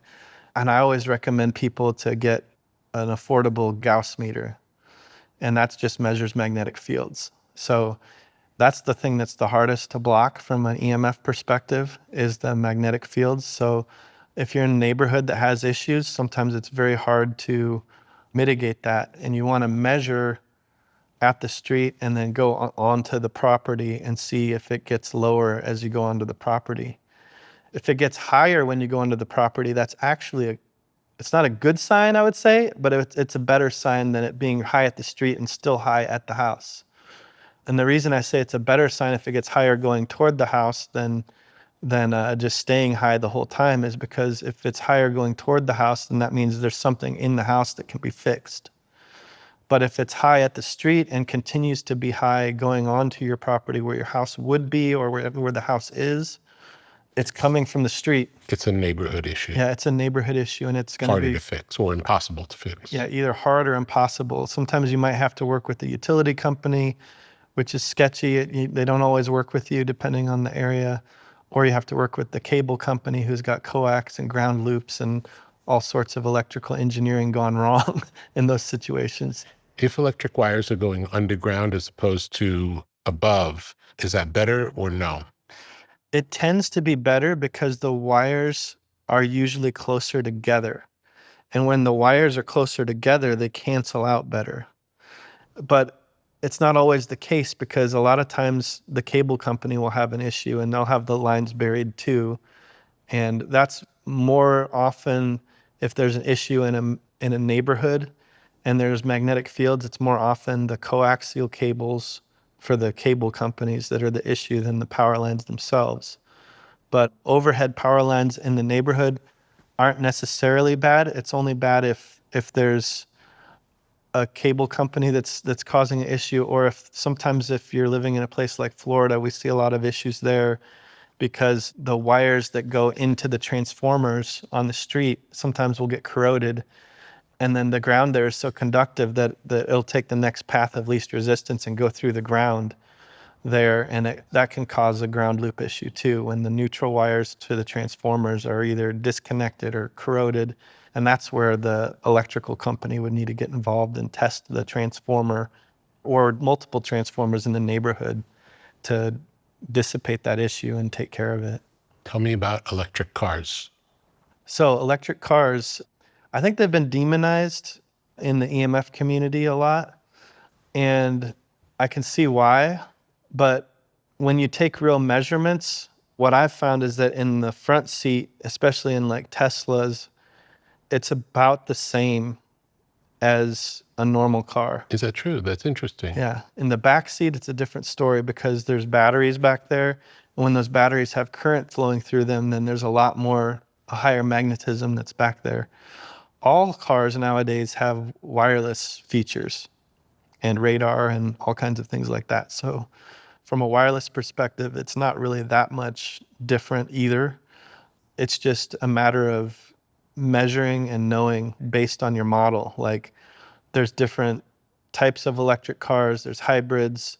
Know where the batteries are, ask the manufacturer, look up the specs online where the batteries are. And if you have a plug-in hybrid or we have a Toyota Highlander hybrid at home, and there's one spot in the back seat that's worse than the other side. Interesting. Because that's where the battery is. I have a Jeep 4xe at home, and that's a plug-in hybrid. In the middle of the seats, that's where the batteries are. So I actually have magnetic shielding that I put on there. 2 or 3 layers of magnetic shielding helps to dissipate that. What is magnetic shielding? They'll use magnetic shielding in MRI rooms with the magnetic resonance imaging. They'll use that to block the magnetic field to protect the people the workers that are constantly doing that.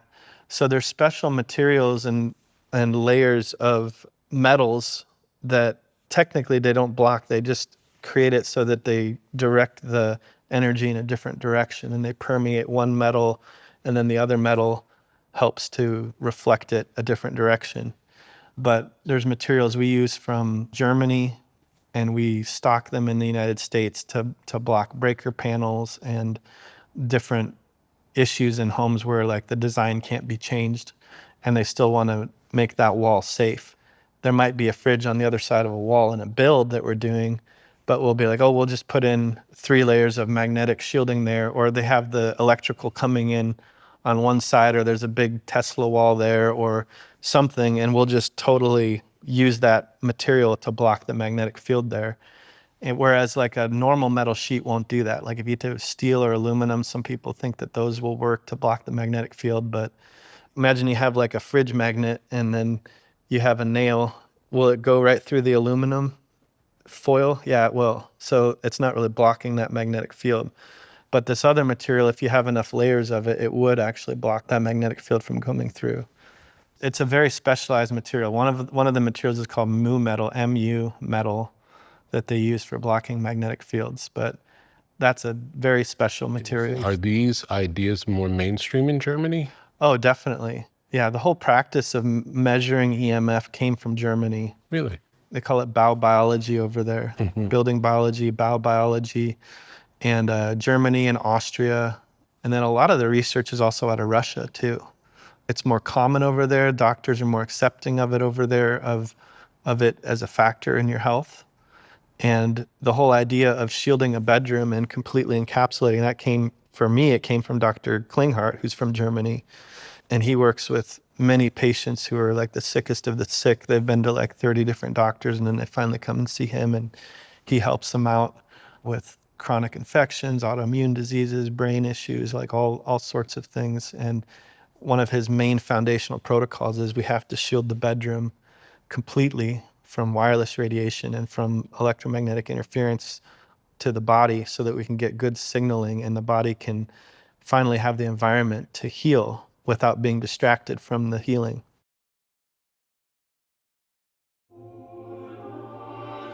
There's a long tradition of reading sacred text slowly, allowing each word to settle, echo, and reveal meaning over time. Rather than rushing to conclusions, this practice invites reflection, listening, and attention.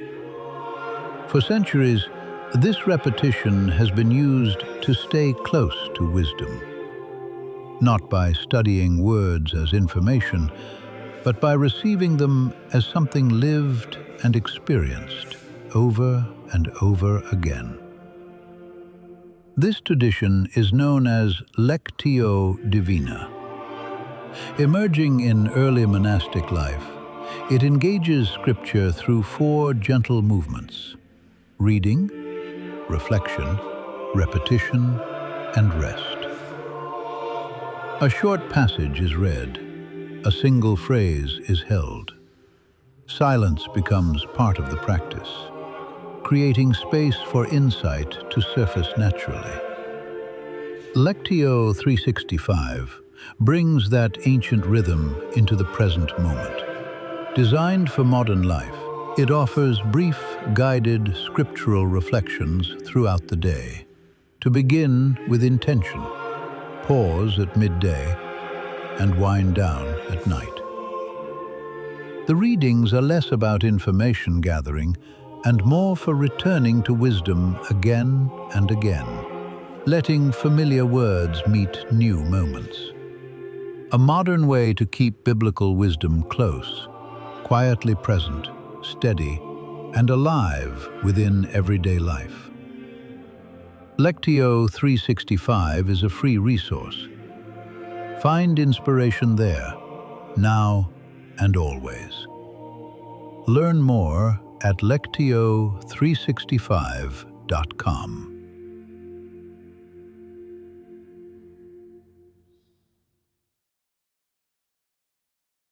What are ley lines?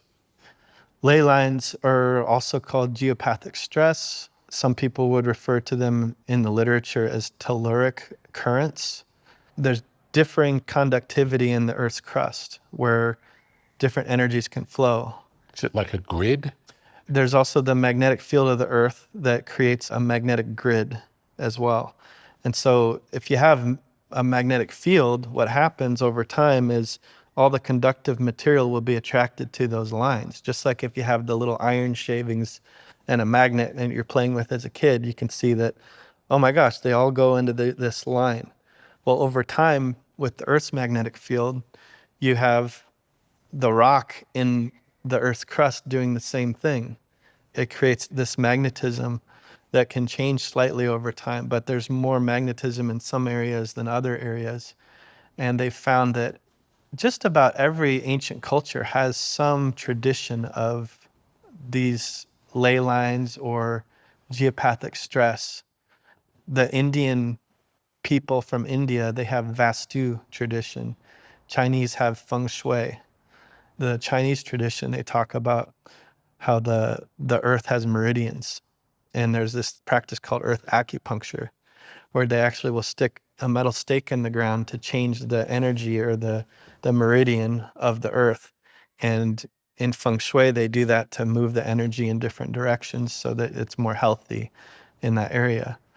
And even the ancient Greeks and Romans, they used to have their livestock graze on land for a year before they would build there, and then they would check to see if the organs were healthy in the livestock. And if they were healthy, they would build there. If not, they would avoid that area.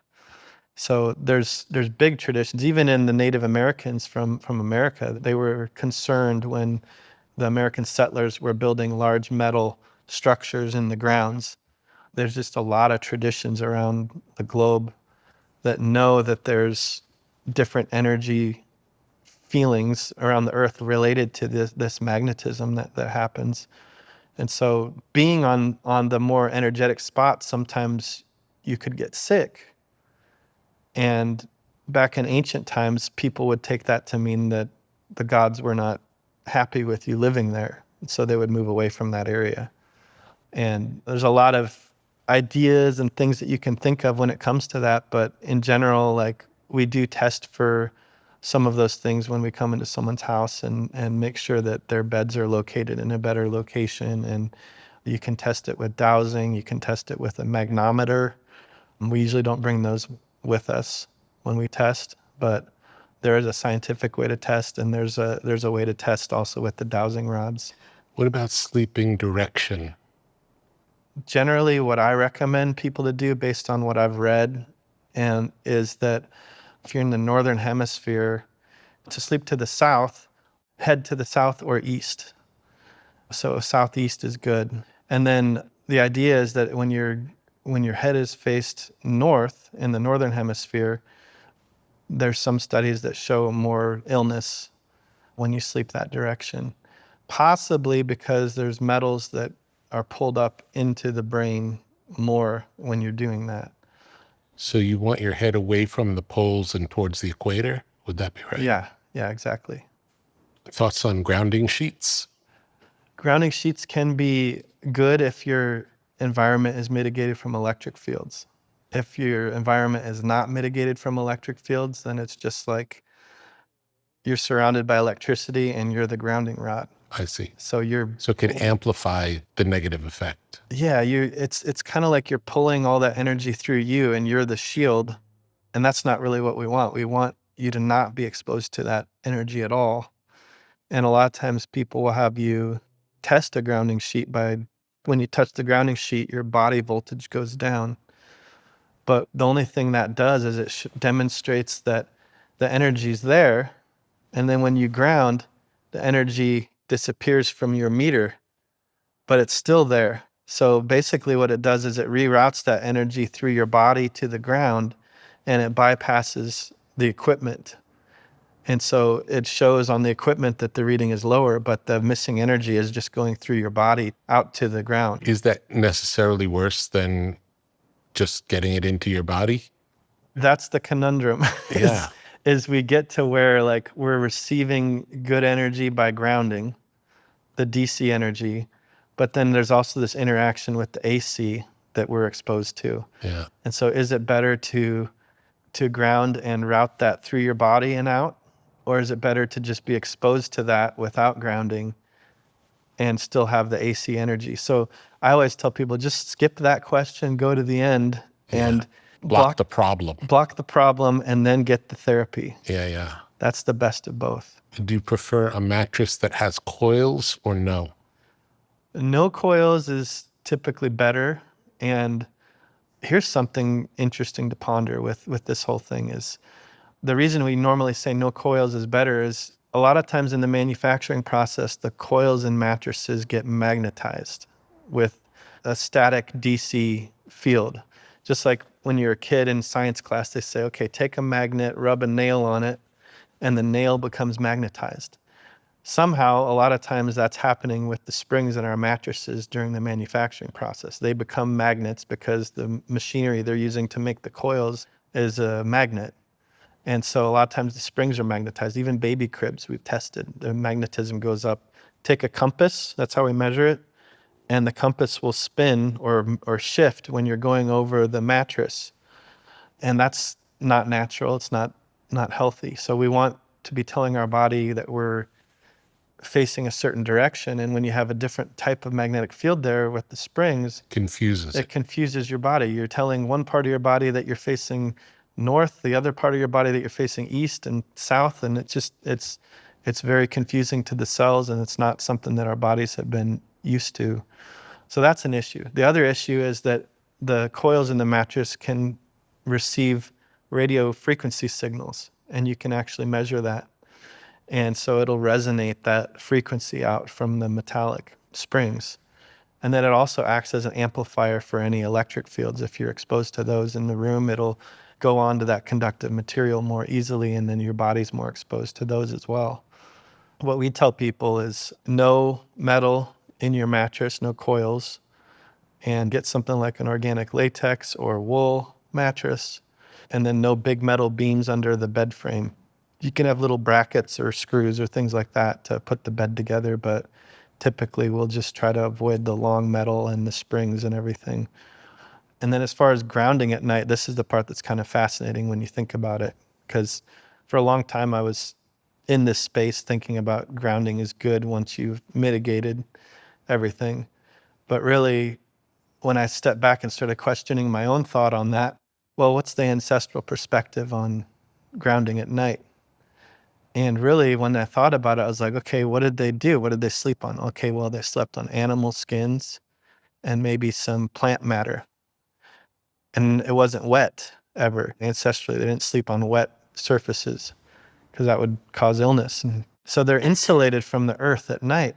But during the day is when you're supposed to get most of your grounding. You're walking around barefoot, you're going in the ocean, you're going on the dewy grass in the morning. So if you're trying to go for this more ancestral perspective of respecting our biology and the rhythms of our physiology, I think actually getting a lot of grounding in during the day makes sense, a lot of input, negative ions during the day, and then insulating yourself at night is actually good and more ancestral. Why do you think Western medicine is missing the whole downside of EMF? Well, I think Western medicine kind of operates on a whole paradigm of diagnosing disease and sickness. That's what doctors are taught. They're taught to diagnose if there's an illness. If your blood chemistry is a certain way, they can give you a diagnosis. So if you're 98 on the blood sugar, but not 100, you don't have diabetes, it's a diagnostic paradigm. Whereas I think that with EMF and any stressor that's environmental, there's a more optimal paradigm where you can get sicker and sicker and have more oxidative stress, more general environmental stress without actually getting to that diagnosis. But there's a lot of things that can affect you up until your body kind of starts to present symptoms. So from this optimal health paradigm, people who are, elite athletes or really into health and wellness, they can feel a lot of the changes, the subtle changes with EMF that really impact the optimal function in their body. Because the big question's always been, does EMF cause cancer? Does EMF cause this or that, A, B, or C illnesses? And the studies are set up to do that, but they're not set up to say, hey, does EMF impact melatonin production? Does it impact sleep? Does it impact focus and memory recall and some of these things? And there are a lot of studies that actually are studying that. But until, in the Western medicine model, until A plus B equals a diagnosis of disease or illness, they just write it off. And so I think more and more people are understanding that we know so much about the physiology of the body that we can see if something interferes with optimal function. And we can start to carve out a path and a way forward where we're operating from a whole different paradigm of health and wellness instead of just this type of energy can cause this disease, which that I don't even think about. I think about it in terms of, can we improve health by blocking something out and making the environment more optimal for humans to live in? It also doesn't sound unrealistic to think if it's suboptimal, let's say for 10 years, that eventually it could lead to cancer. Right. That's yeah. not an unrealistic assumption.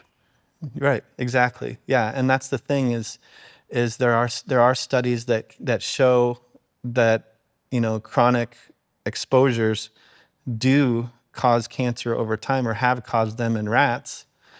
There was a big government study, like a multi-million-dollar, $30 million study by the National Toxicology Program years ago, and they showed that it caused cancer in rats. But the conclusion was that it causes cancer in rats, and that doesn't apply to humans. So it's interesting, like what the conclusions they can come to based on the studies that they do. The whole reason they were studying it was so that we could see if it was affecting humans.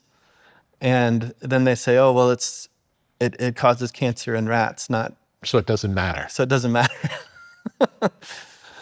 Well, we accept that smoking leads to cancer. But if you smoke a cigarette, you don't get cancer. Yeah, it can contribute to it. It's a subtle stressor that over time turns into something bad. Yeah, correct. Do people come to see you more for optimum health, or do you get people who are just sick and not finding help in other ways? We get both. I would say probably 60 to 70% of the people we get are looking to optimize their health. Mm-hmm. But then the other 30 to 40%, it's people who are chemically sensitive, chronically ill, just debilitated, and they can't stand being in their environment. And so they're in this oxidative, stressed out state where their nervous system can't handle any more environmental pressure or stressors. And so for them, it's people that are really sensitive to mold and chemicals and fragrances. A lot of times they're also sensitive to EMFs. And that's because of that physiological pathway that they're right on the edge of that oxidative stress overload for their nervous system. And so any fragrance can have them go into an inflammatory response. Chronic or acute EMF exposure to pulsing types of man-made radiation can cause them to tip that scale in the wrong direction and overflow that bucket for them. Or just lighting that's flickering can cause them to go over that edge as well. Usually with the people that are chronically ill that come to us, it's never just one cause. A lot of them focus on EMF because they notice when someone turns their phone off of airplane mode, or there's a Wi-Fi router, or they're near power lines, that they get symptoms. So they focus on that, but there's usually multiple components to why their body is at that such high of a stress level. And it usually has to do with chemicals, heavy metals, mold, things like that they've been exposed to in the past that are also other contributors to making their body so sensitive in that way. Is there an argument that the sensitivity is not a weakness, but actually a superpower? Some people would argue that, yeah, because if you can feel it, then you're avoiding it. And if you can't feel it, then is it still doing damage? Well, a lot of the studies show that yes, it is still doing damage. So the fact that someone is numb to it doesn't mean it's not bad for them. Right. They just don't feel it because they're desensitized. Yeah, and maybe their body can handle more because they don't have other types of stressors in their life. But it doesn't mean that, if you're taking a poison, but it doesn't kill you, is the poison still good for you? You could argue that no, it's not. It's better to not take the poison because it's still doing something physiologically to your body or making it so you're more susceptible to other stressors. Because the other thing we found is that even people that go through emotional turmoil, it triggers some of the same physiological pathways as EMFs do with the oxidative stress on a cellular level. So people that have trauma, past trauma, and something really big or stressful that happens in their life, sometimes they'll become sensitive to chemicals and their health will go downhill. I mean, I know a lot of people who had something really big and tragic happen to them and they got really sick a few years afterwards. And it wasn't until they dealt with that they got better. And sometimes the nervous system just gets to that tipping point, and environmental stressors can do that, emotional stressors can do that. The body just kind of, it throws its hands up and said, I had enough. You can't handle any more of this type of stress anymore. And so the easiest thing to do for people that are in that boat is to say it's not just one thing that you have to deal with. The EMF piece is something that we can measure, we can control, we have solutions for it. But you also have to not be living in a moldy house. Yeah. and clean your cabinets and everything from all of the chemicals and things that you're inhaling and being exposed to all the time. How good is mold testing these days? It's actually really good. There's a lot of people that know more than me about mold, but they do a lot of testing in homes with little cultures. Like you can take samples from around the home in the vents and around different areas where there's possibly been water leaks in the past or some water coming into the house, and you can test and see if there's any mold spores present. And I think that's kind of the gold standard for testing, is seeing if there's anything present, and then you have to fix the problem, and then you need to clean up all the spores that are currently in the house from the previous problem that existed. What are your thoughts on supplements? I think there's a lot of supplements that can help with EMF exposure and sensitivity for people. Which ones help the most? Since EMFs cause oxidative stress, it's really good to use antioxidants and pulse them, ironically. But you want to use water-soluble antioxidants like vitamin C, and then molecular hydrogen is a really, really good one, or hydrogen inhalation therapy can be a really good remedy for EMF because it doesn't provide too much antioxidants, which you can overdo it with some of the exogenous antioxidants like vitamin C and some of the different fruits and the other water-soluble antioxidants. But then you also want to do fat-soluble antioxidants, like vitamin E is one of those. And I also like to think that astaxanthin is, because it comes with fish or shrimp or krill, has astaxanthin in it, and that always comes with fat. So that's a very potent antioxidant. And that actually can prevent, I use it to prevent sunburns when I go to places that are very sunny and I'm not used to it. So I never burn because I'm dosing fat-soluble antioxidants, astaxanthin, vitamin C in the morning. It helps to prep the body for some of that oxidative stress from the sun. And molecular hydrogen you do with pellets in water? Yeah, they have some pellets that you can put in water, and it will dissolve within like 30 seconds to a minute. And then you just drink the hydrogen bubbles. And then there's some machines you can get that you can inhale it through your nose that are very beneficial. And there are some devices that emit healthy electric frequency. Do you know about those? Mm-hmm. What are your thoughts? Yeah, so there's some that emit an actual signal like that is producing Schumann resonance. There's Schumann resonance generators. Those you can measure. That's the type that they would put on a shuttle, a space shuttle, and use with the astronauts. And so there's some companies that I know have been producing that and showing that has had some kind of therapeutic benefit for people. There's others that claim to be producing some other type of measurement that you can't really measure with something like scalar energy.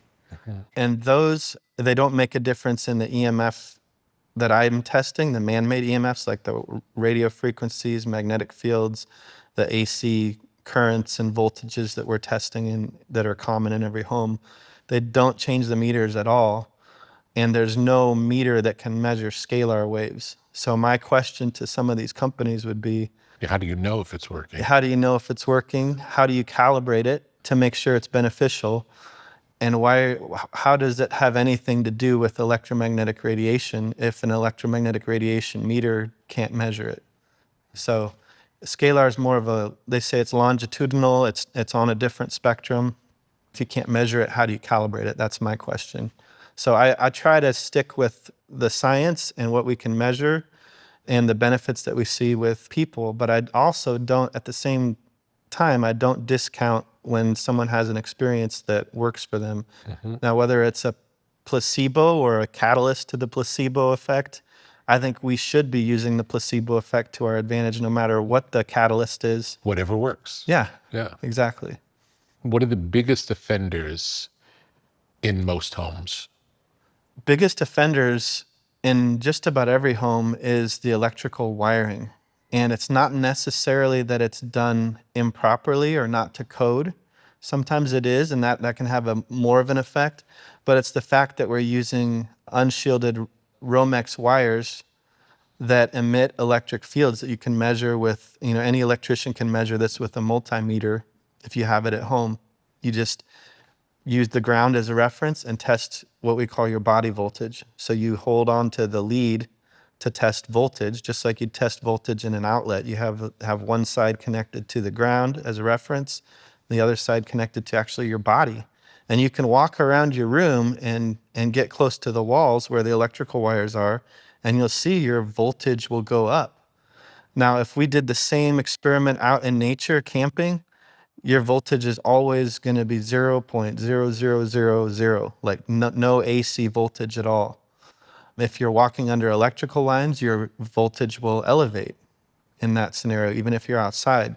But inside, you're going to have a high amount of this body voltage that is coming from the electrical wires, and humanity never had that before the mid-1900s. It's standard today, but it's something that could be changed. Yeah, it can be changed. We could use more DC like devices, and we do use devices that operate on batteries and things like that. So there are some positive things going on in the world in regards to that. But we could also just build our AC systems smarter with human biology in mind. We could be shielding ourselves from these frequencies because the technology exists to do that. Are there shielded options for everything? Not for everything, but that's something that I'm trying to create with one of my companies, the Shielding Shop, is we're trying to innovate and redesign with human health in mind. Give me an example of something that's a product that everybody uses that gives off a lot of VMF and that you've found a way to have it not give off a lot of VMF. Yeah, so one great example is what I consider to be the flagship product of our company that's really popular right now is called the Safe Charger. So everyone has a cell phone charger, and a lot of times we'll be using the phone while it's charging, and just because the battery went dead or whatever. But when you do that, your phone is plugged into just a two-prong outlet that's not grounded. And even though the little transformer block that you have that you plug into the wall, it's transforming the energy from AC from the wall to DC in order to power your device and charge your device. But because it's not grounded, all of that AC energy leaks onto the charging cable and onto your body, onto the phone. And you're not even using that. You're using DC to charge. So what we've done is we created a charger that will basically drain all that AC voltage out through the ground, and it won't come onto the cable, so you can use it without getting that electric field exposure. So if you're in an environment that's really clean and already shielded from AC, you plug in a normal charger, you would have a body voltage of like 1 to 2 volts of AC onto your body. With that charger, it doesn't increase your voltage at all in that environment. What are your thoughts on Bluetooth headphones? Yeah, so Bluetooth headphones, we've tested them, and you can test it with a radio frequency meter, and you basically put them in your ear, and you've got two antennas like on either side of your head, just kind of literally, it's using microwaves, and it's microwaving your head. Now, there's studies that show that, we've also tested hearing aids, and it's the same thing now. There's a lot of hearing aids that are just as strong as AirPods or Bluetooth headphones, anything that has wireless in them. So I avoid them. I go back and I use the wired headphones, and I think that it's smart to do that. But I feel especially bad for a lot of people with hearing aids because they have to use them in order to hear. I wonder if there's a hearing aid that doesn't have the problem. There are some, and I did a post about this a few months ago, and there is a level of this Bluetooth radiation that can cause the blood-brain barrier to leak. That's been documented and studied. And some of these Bluetooth headphones exceed that we've measured. So it's important to protect your brain, especially in today's world where we have so many things that are causing illness in the brain with chemicals and pollution and many, many different environmental stressors as well. I use wired in-ear headphones, and I wanted to ask if we could test them to see how they're doing. Typically, this is the way my phone is set. I have Bluetooth off. I'm in airplane mode, but I have Wi-Fi on. So we do have some Wi-Fi in the area, and the phone's Wi-Fi is on. So the average reading here, or the peak that we've got so far, is between 400 and 500 microwatts per meter squared. Okay, so we'll play it and we'll see if there's any elevation from that baseline. Okay, now I'm playing a podcast.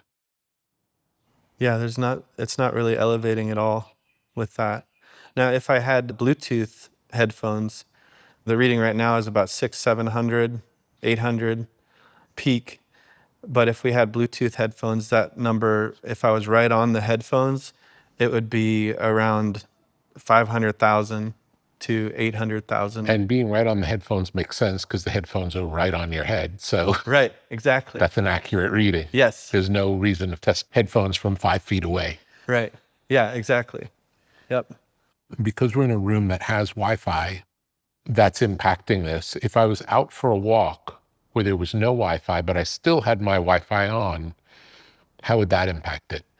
Yeah, your phone still has an antenna in it, so it's transmitting a signal to try to connect with your Wi-Fi router.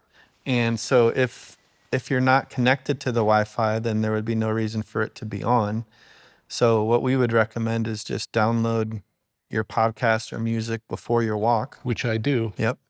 I have this protective case that you can use to basically stop all the Wi-Fi signal. I like to use this as a demonstration for what it's like to be in a shielded space.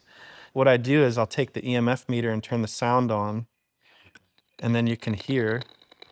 And I'm going to leave the Wi-Fi on the phone on just to see if it makes a difference. Yeah, sure. And then what I do is I put the EMF meter with the speaker on, just right into the pouch.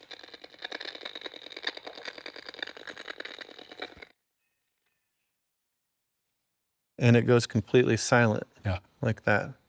And then I start to open it up. You can hear it. Yeah.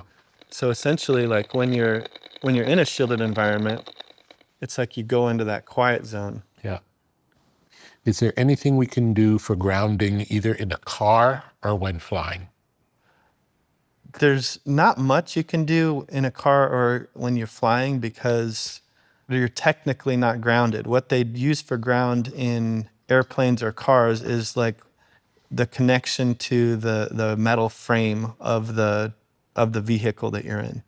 So the most metal would be the lowest that's connected together would be the lowest voltage potential, which is what they would technically use as a ground. You can connect to that potential when you're in that environment, and it will make you a part of that potential. And if you're away from the AC motor, it will try to drain through that area. But there's not really a way to ground. There's just a way to shield yourself from the highest voltage sources if you're shielded with that actual ground for the airplane or the vehicle. Have you ever tried it to ground to the vehicle? Yeah, years ago, I saw someone post about grounding to the metal on the airplane seat, like in front of you. And so I've tried that and noticed a little difference in how I felt during the flight, but it's all just opinion. But measurement-wise, one of the things that you do need to be concerned about on an airplane is, getting a seat that's really close to the engines, because the engines are spinning and the jets are spinning, and so there's more of a magnetic field in those locations. So the further away from the engines, the better. Yeah. On most planes, are the engines in the back of the plane or are they on the wings? It depends. Usually they're on the wings that I've seen. And so if you're really close, like if you're in front of the wing, or you can see the wing, usually it's okay. But like if you're kind of toward the back, I tend to get a little elevated readings there. And then also there's a lot of Wi-Fi now on planes because everyone's using the airplane Wi-Fi. Even though your phone's on airplane mode, you got Wi-Fi on every device. You've got Wi-Fi on the seats if they have a screen on every single one of those. That's one of those instances where I've recommended that people would use shielded clothing when they're on a flight like that in a contained environment. Is it readily available, shielded clothing? There's a few companies that make it. There's one brand called No Choice that makes like a full body suit that I've had some people use. Mm-hmm. What I tend to do is I'll use the supplements to help mitigate a lot of the damage from. There's ionizing radiation that's well known when you go up in the atmosphere. You can take a Geiger counter and you'll measure that. So even antioxidant support helps with that, but also it helps with your Wi-Fi exposure from going up in that environment where you're basically in the metal container with all the Wi-Fi signal going on. And best practices in a car? In a car, best practice would be to disconnect your wireless connection to the vehicle itself, to use regular charging cable to connect for like Apple CarPlay or the Android version of that, because you can actually connect and still use navigation with that instead of connecting via Bluetooth. The other thing would be, if you're using GPS to get somewhere, load up the GPS first, and then you can put it on airplane mode and your GPS will actually still work. Now, if you make a wrong turn, it won't reroute, so you'd have to take it off of airplane mode to reroute and to reconnect to the data. But you're drastically reducing your exposure while you're driving if you're using GPS by loading the map, then turning it into airplane mode, and then following the instructions. And cars can be extra problematic because you can start to lose reception as you're driving if you're like on a road trip, because you're going farther away from a tower that you're connected to. So your phone will actually pump out more juice in order to connect, have a good connection. And then when you get to the next tower, it will spike up and talk to the new tower. So it is really important to be on airplane mode when you're driving, and you can still use your GPS when you're doing that. Tell me about your work with SaunaSpace. I've been working with SaunaSpace since about 2018, I believe. And I helped them with some consulting on the EMF shielding in their saunas. So all of their sauna panels are shielded from electric fields. And we, help them do the internal, plan the internal shielding for that.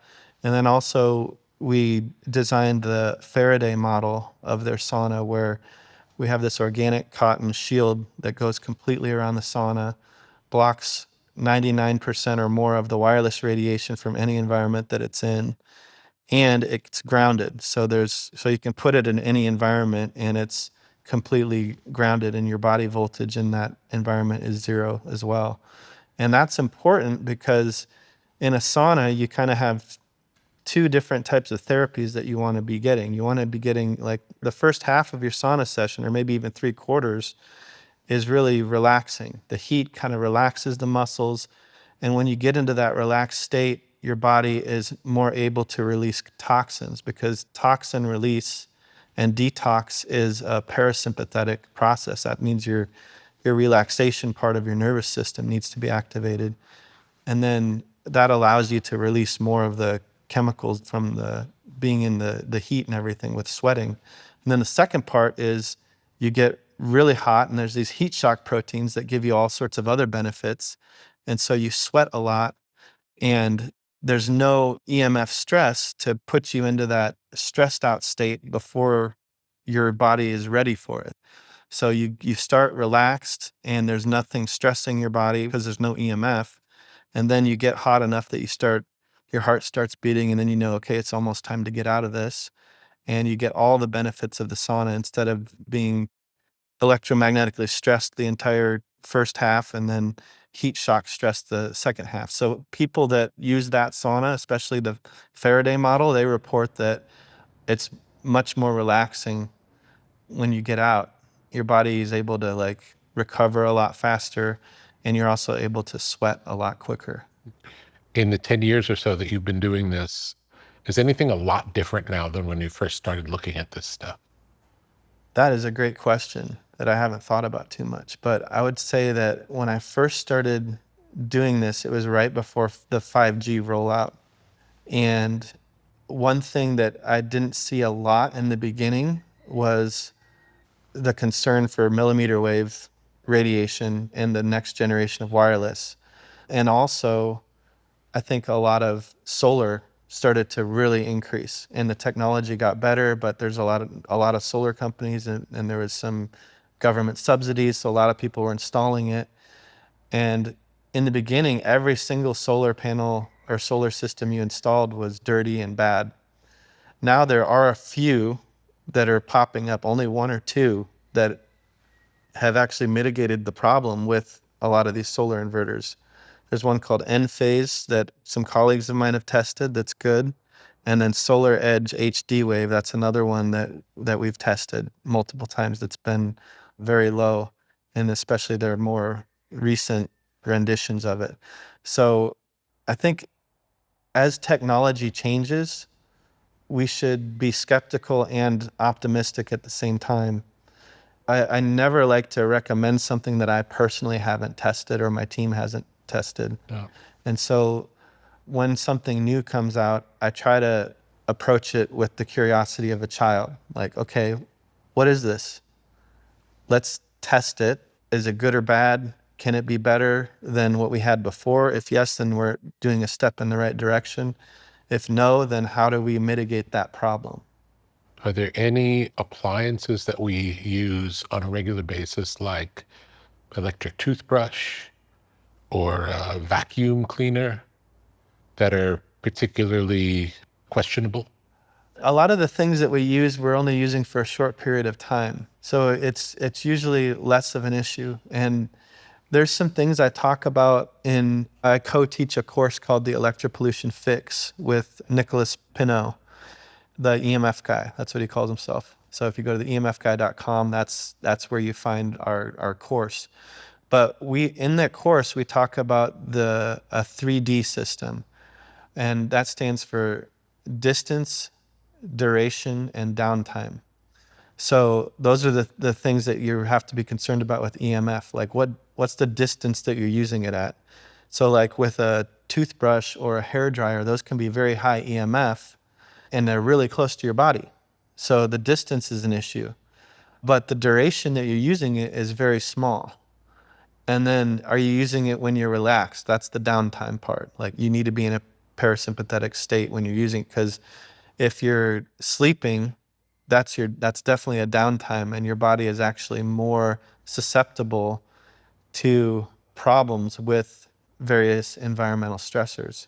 I don't know if it's a study or a statement from someone prominent in the natural health world or a doctor or somebody like that said that, you're 10 times more susceptible to EMF damage at night than you are during the day. And that makes sense because you're in a more sympathetic, aware state during the day. Your defenses are up. You can also receive inputs from nature and from food that can help you. You can get light from the sun that helps your body's defenses against oxidative stress. You can get nutrients from food and antioxidants from food that can help with oxidative stress during the day. But at night, you're not eating and the sun is down. So your shields are kind of down for whatever you exposed yourself to during the day. And so like you're more defenseless at night than you are during the day, just based on the inputs that you have as well. What is a smart meter? Smart meter, so that's the electrical meter that they've been installing probably the last 15 or 20 years on people's homes, and it produces a radio frequency signal to send data back to the utility company. Non-smart meters did not do that?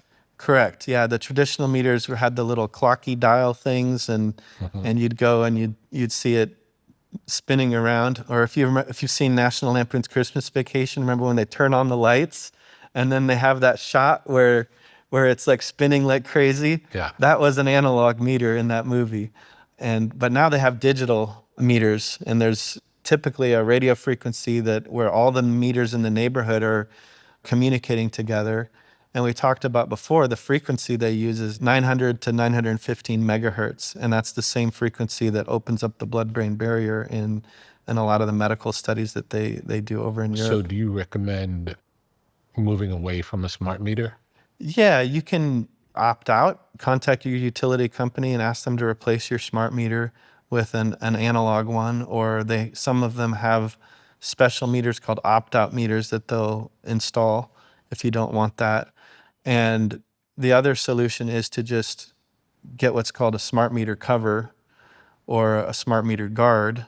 There's several different brands you can get, or you can even make your own.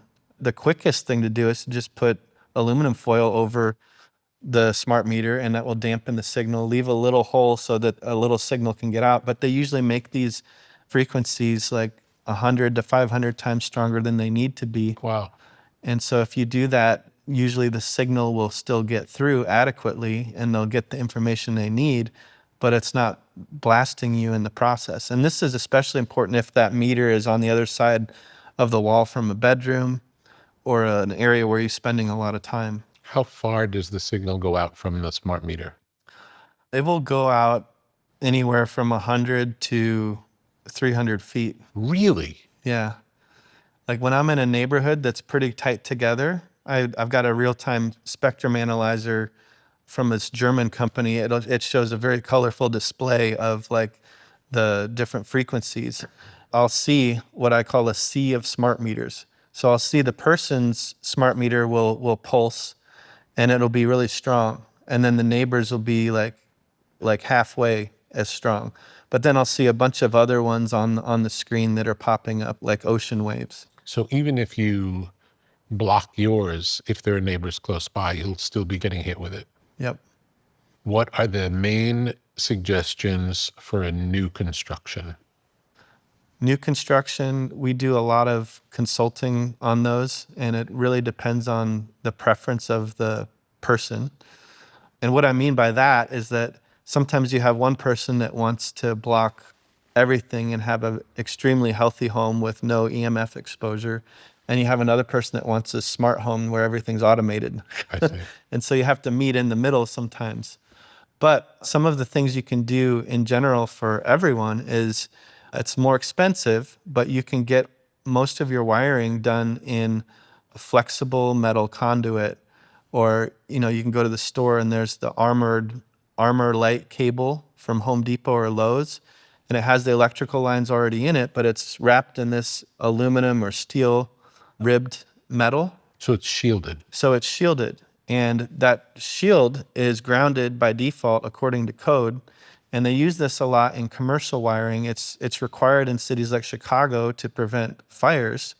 After the Chicago fires, they changed the code so that any building above a certain number of stories had to have this metal type of conduit for the electrical, because it does help prevent fires, but also it blocks the electric portion of the fields that are in the AC systems. So basically you can walk around the house and, like I was talking before, you test your body voltage. In a house that's wired with all of those, if there's nothing plugged in, you won't be exposed to any of that AC electricity. So like when we have a new build, that's one of the things we recommend to do. If you can't do that, or it becomes cost prohibitive, or you can't find anybody to do it. How much more expensive is it to do that?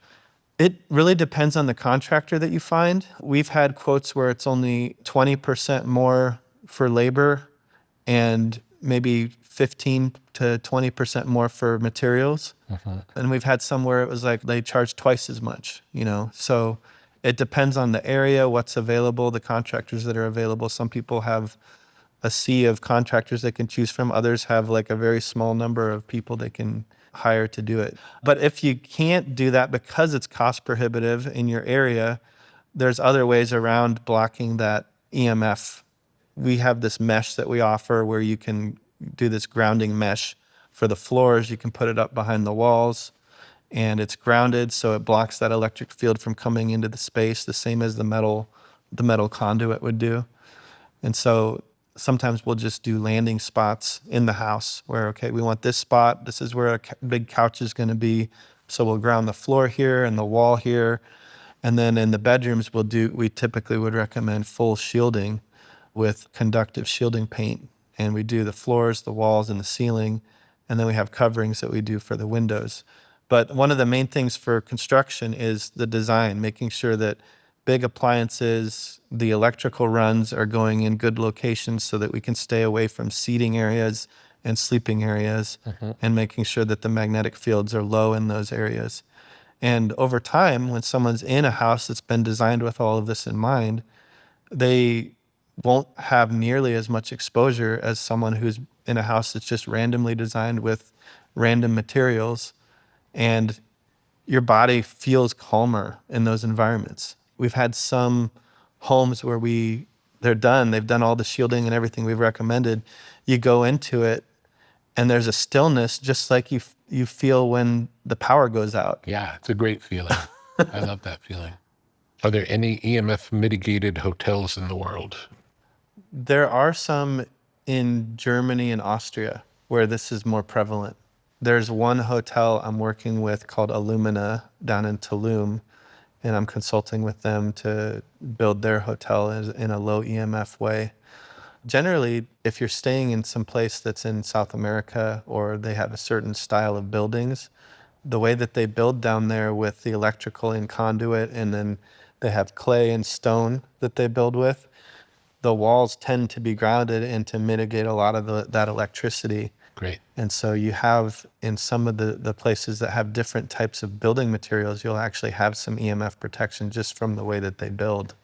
Seems like a great opportunity for a new hotel being built in terms of separating themselves from the other hotels. Yeah, totally. It's an untapped market, and there's a lot of people that are searching for environments where they don't have all that connectivity, because it's at hotels especially, they're trying to make sure everyone's connected, everyone has their Wi-Fi access, because everyone's, if we admit it, we're actually, a lot of us are addicted to this technology and to being connected. And there's a dopamine hit that happens every time you get a signal notification or on an app and everything. And so we have this need for this connection. But more and more of us are realizing how important it is to disconnect and live life in the real world and to be more connected to nature.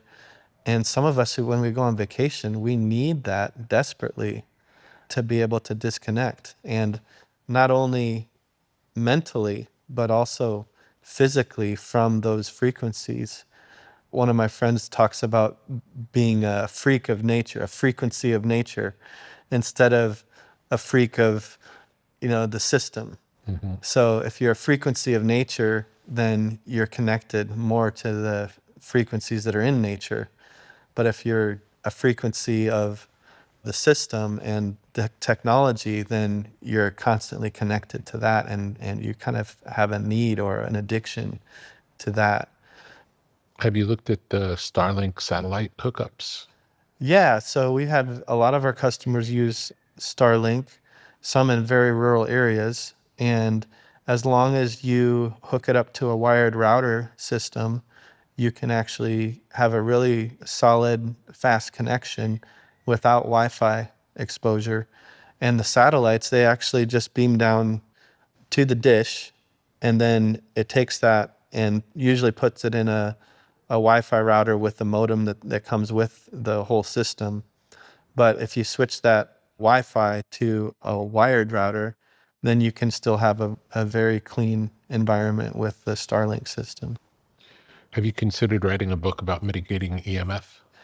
I have, and I've started one many years ago, but then I got busy running the businesses and starting new products and things like that. So I think I'm probably in the next couple of years, I'm going to put together everything that I've collected over the last 10 years and really kind of provide a manual for people where they can do that, because I know it's needed. There's a lot of books about EMF, but I don't know how many people are doing this the way that I'm doing it in this space. And I'm always trying to improve the way that I do things. And then when new technology comes out, we have to kind of recalibrate and think about things. I think the tendency is, whenever there's something new, is to be very skeptical of it. I think that's healthy. But also I think there's a flip side of that where we're assuming that it's always going to be bad. And I think that's especially true in the EMF space, that we assume that 6G is going to be bad, that 7G and 8G is going to be bad, when in reality, I think we should have an open mind to this, like, hey, could we make it better? Can we be an optimist about this? And can we change the world so that we can actually make a bigger difference in people's lives and change it and shift it away from something that's been bad and shift it towards something good? What if 7G was healthy? That'd be great. That would be awesome.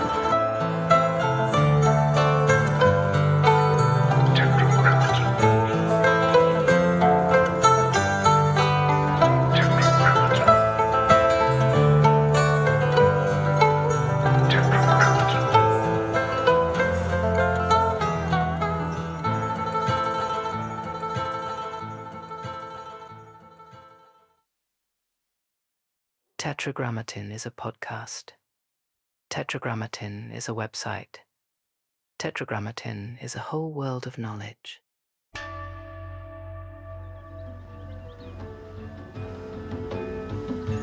What may fall within the sphere of Tetragrammaton? Counterculture? Tetragrammaton. Sacred geometry? Tetragrammaton. The avant-garde? Tetragrammaton. Generative art? Tetragrammaton. The tarot? Tetragrammaton. Out-of-print music? Tetragrammaton. Biodynamics? Tetragrammaton. Graphic design? Tetragrammaton. Mythology and magic? Tetragrammaton. Obscure film? Tetragrammaton. Beach culture? Tetragrammaton. Esoteric lectures? Tetragrammaton. Off-the-grid living? Tetragrammaton. Alt spirituality? Tetragrammaton. The canon of fine objects? Tetragrammaton. Muscle cars? Tetragrammaton. Ancient wisdom for a new age. Upon entering, experience the artwork of the day. Take a breath and see where you are drawn.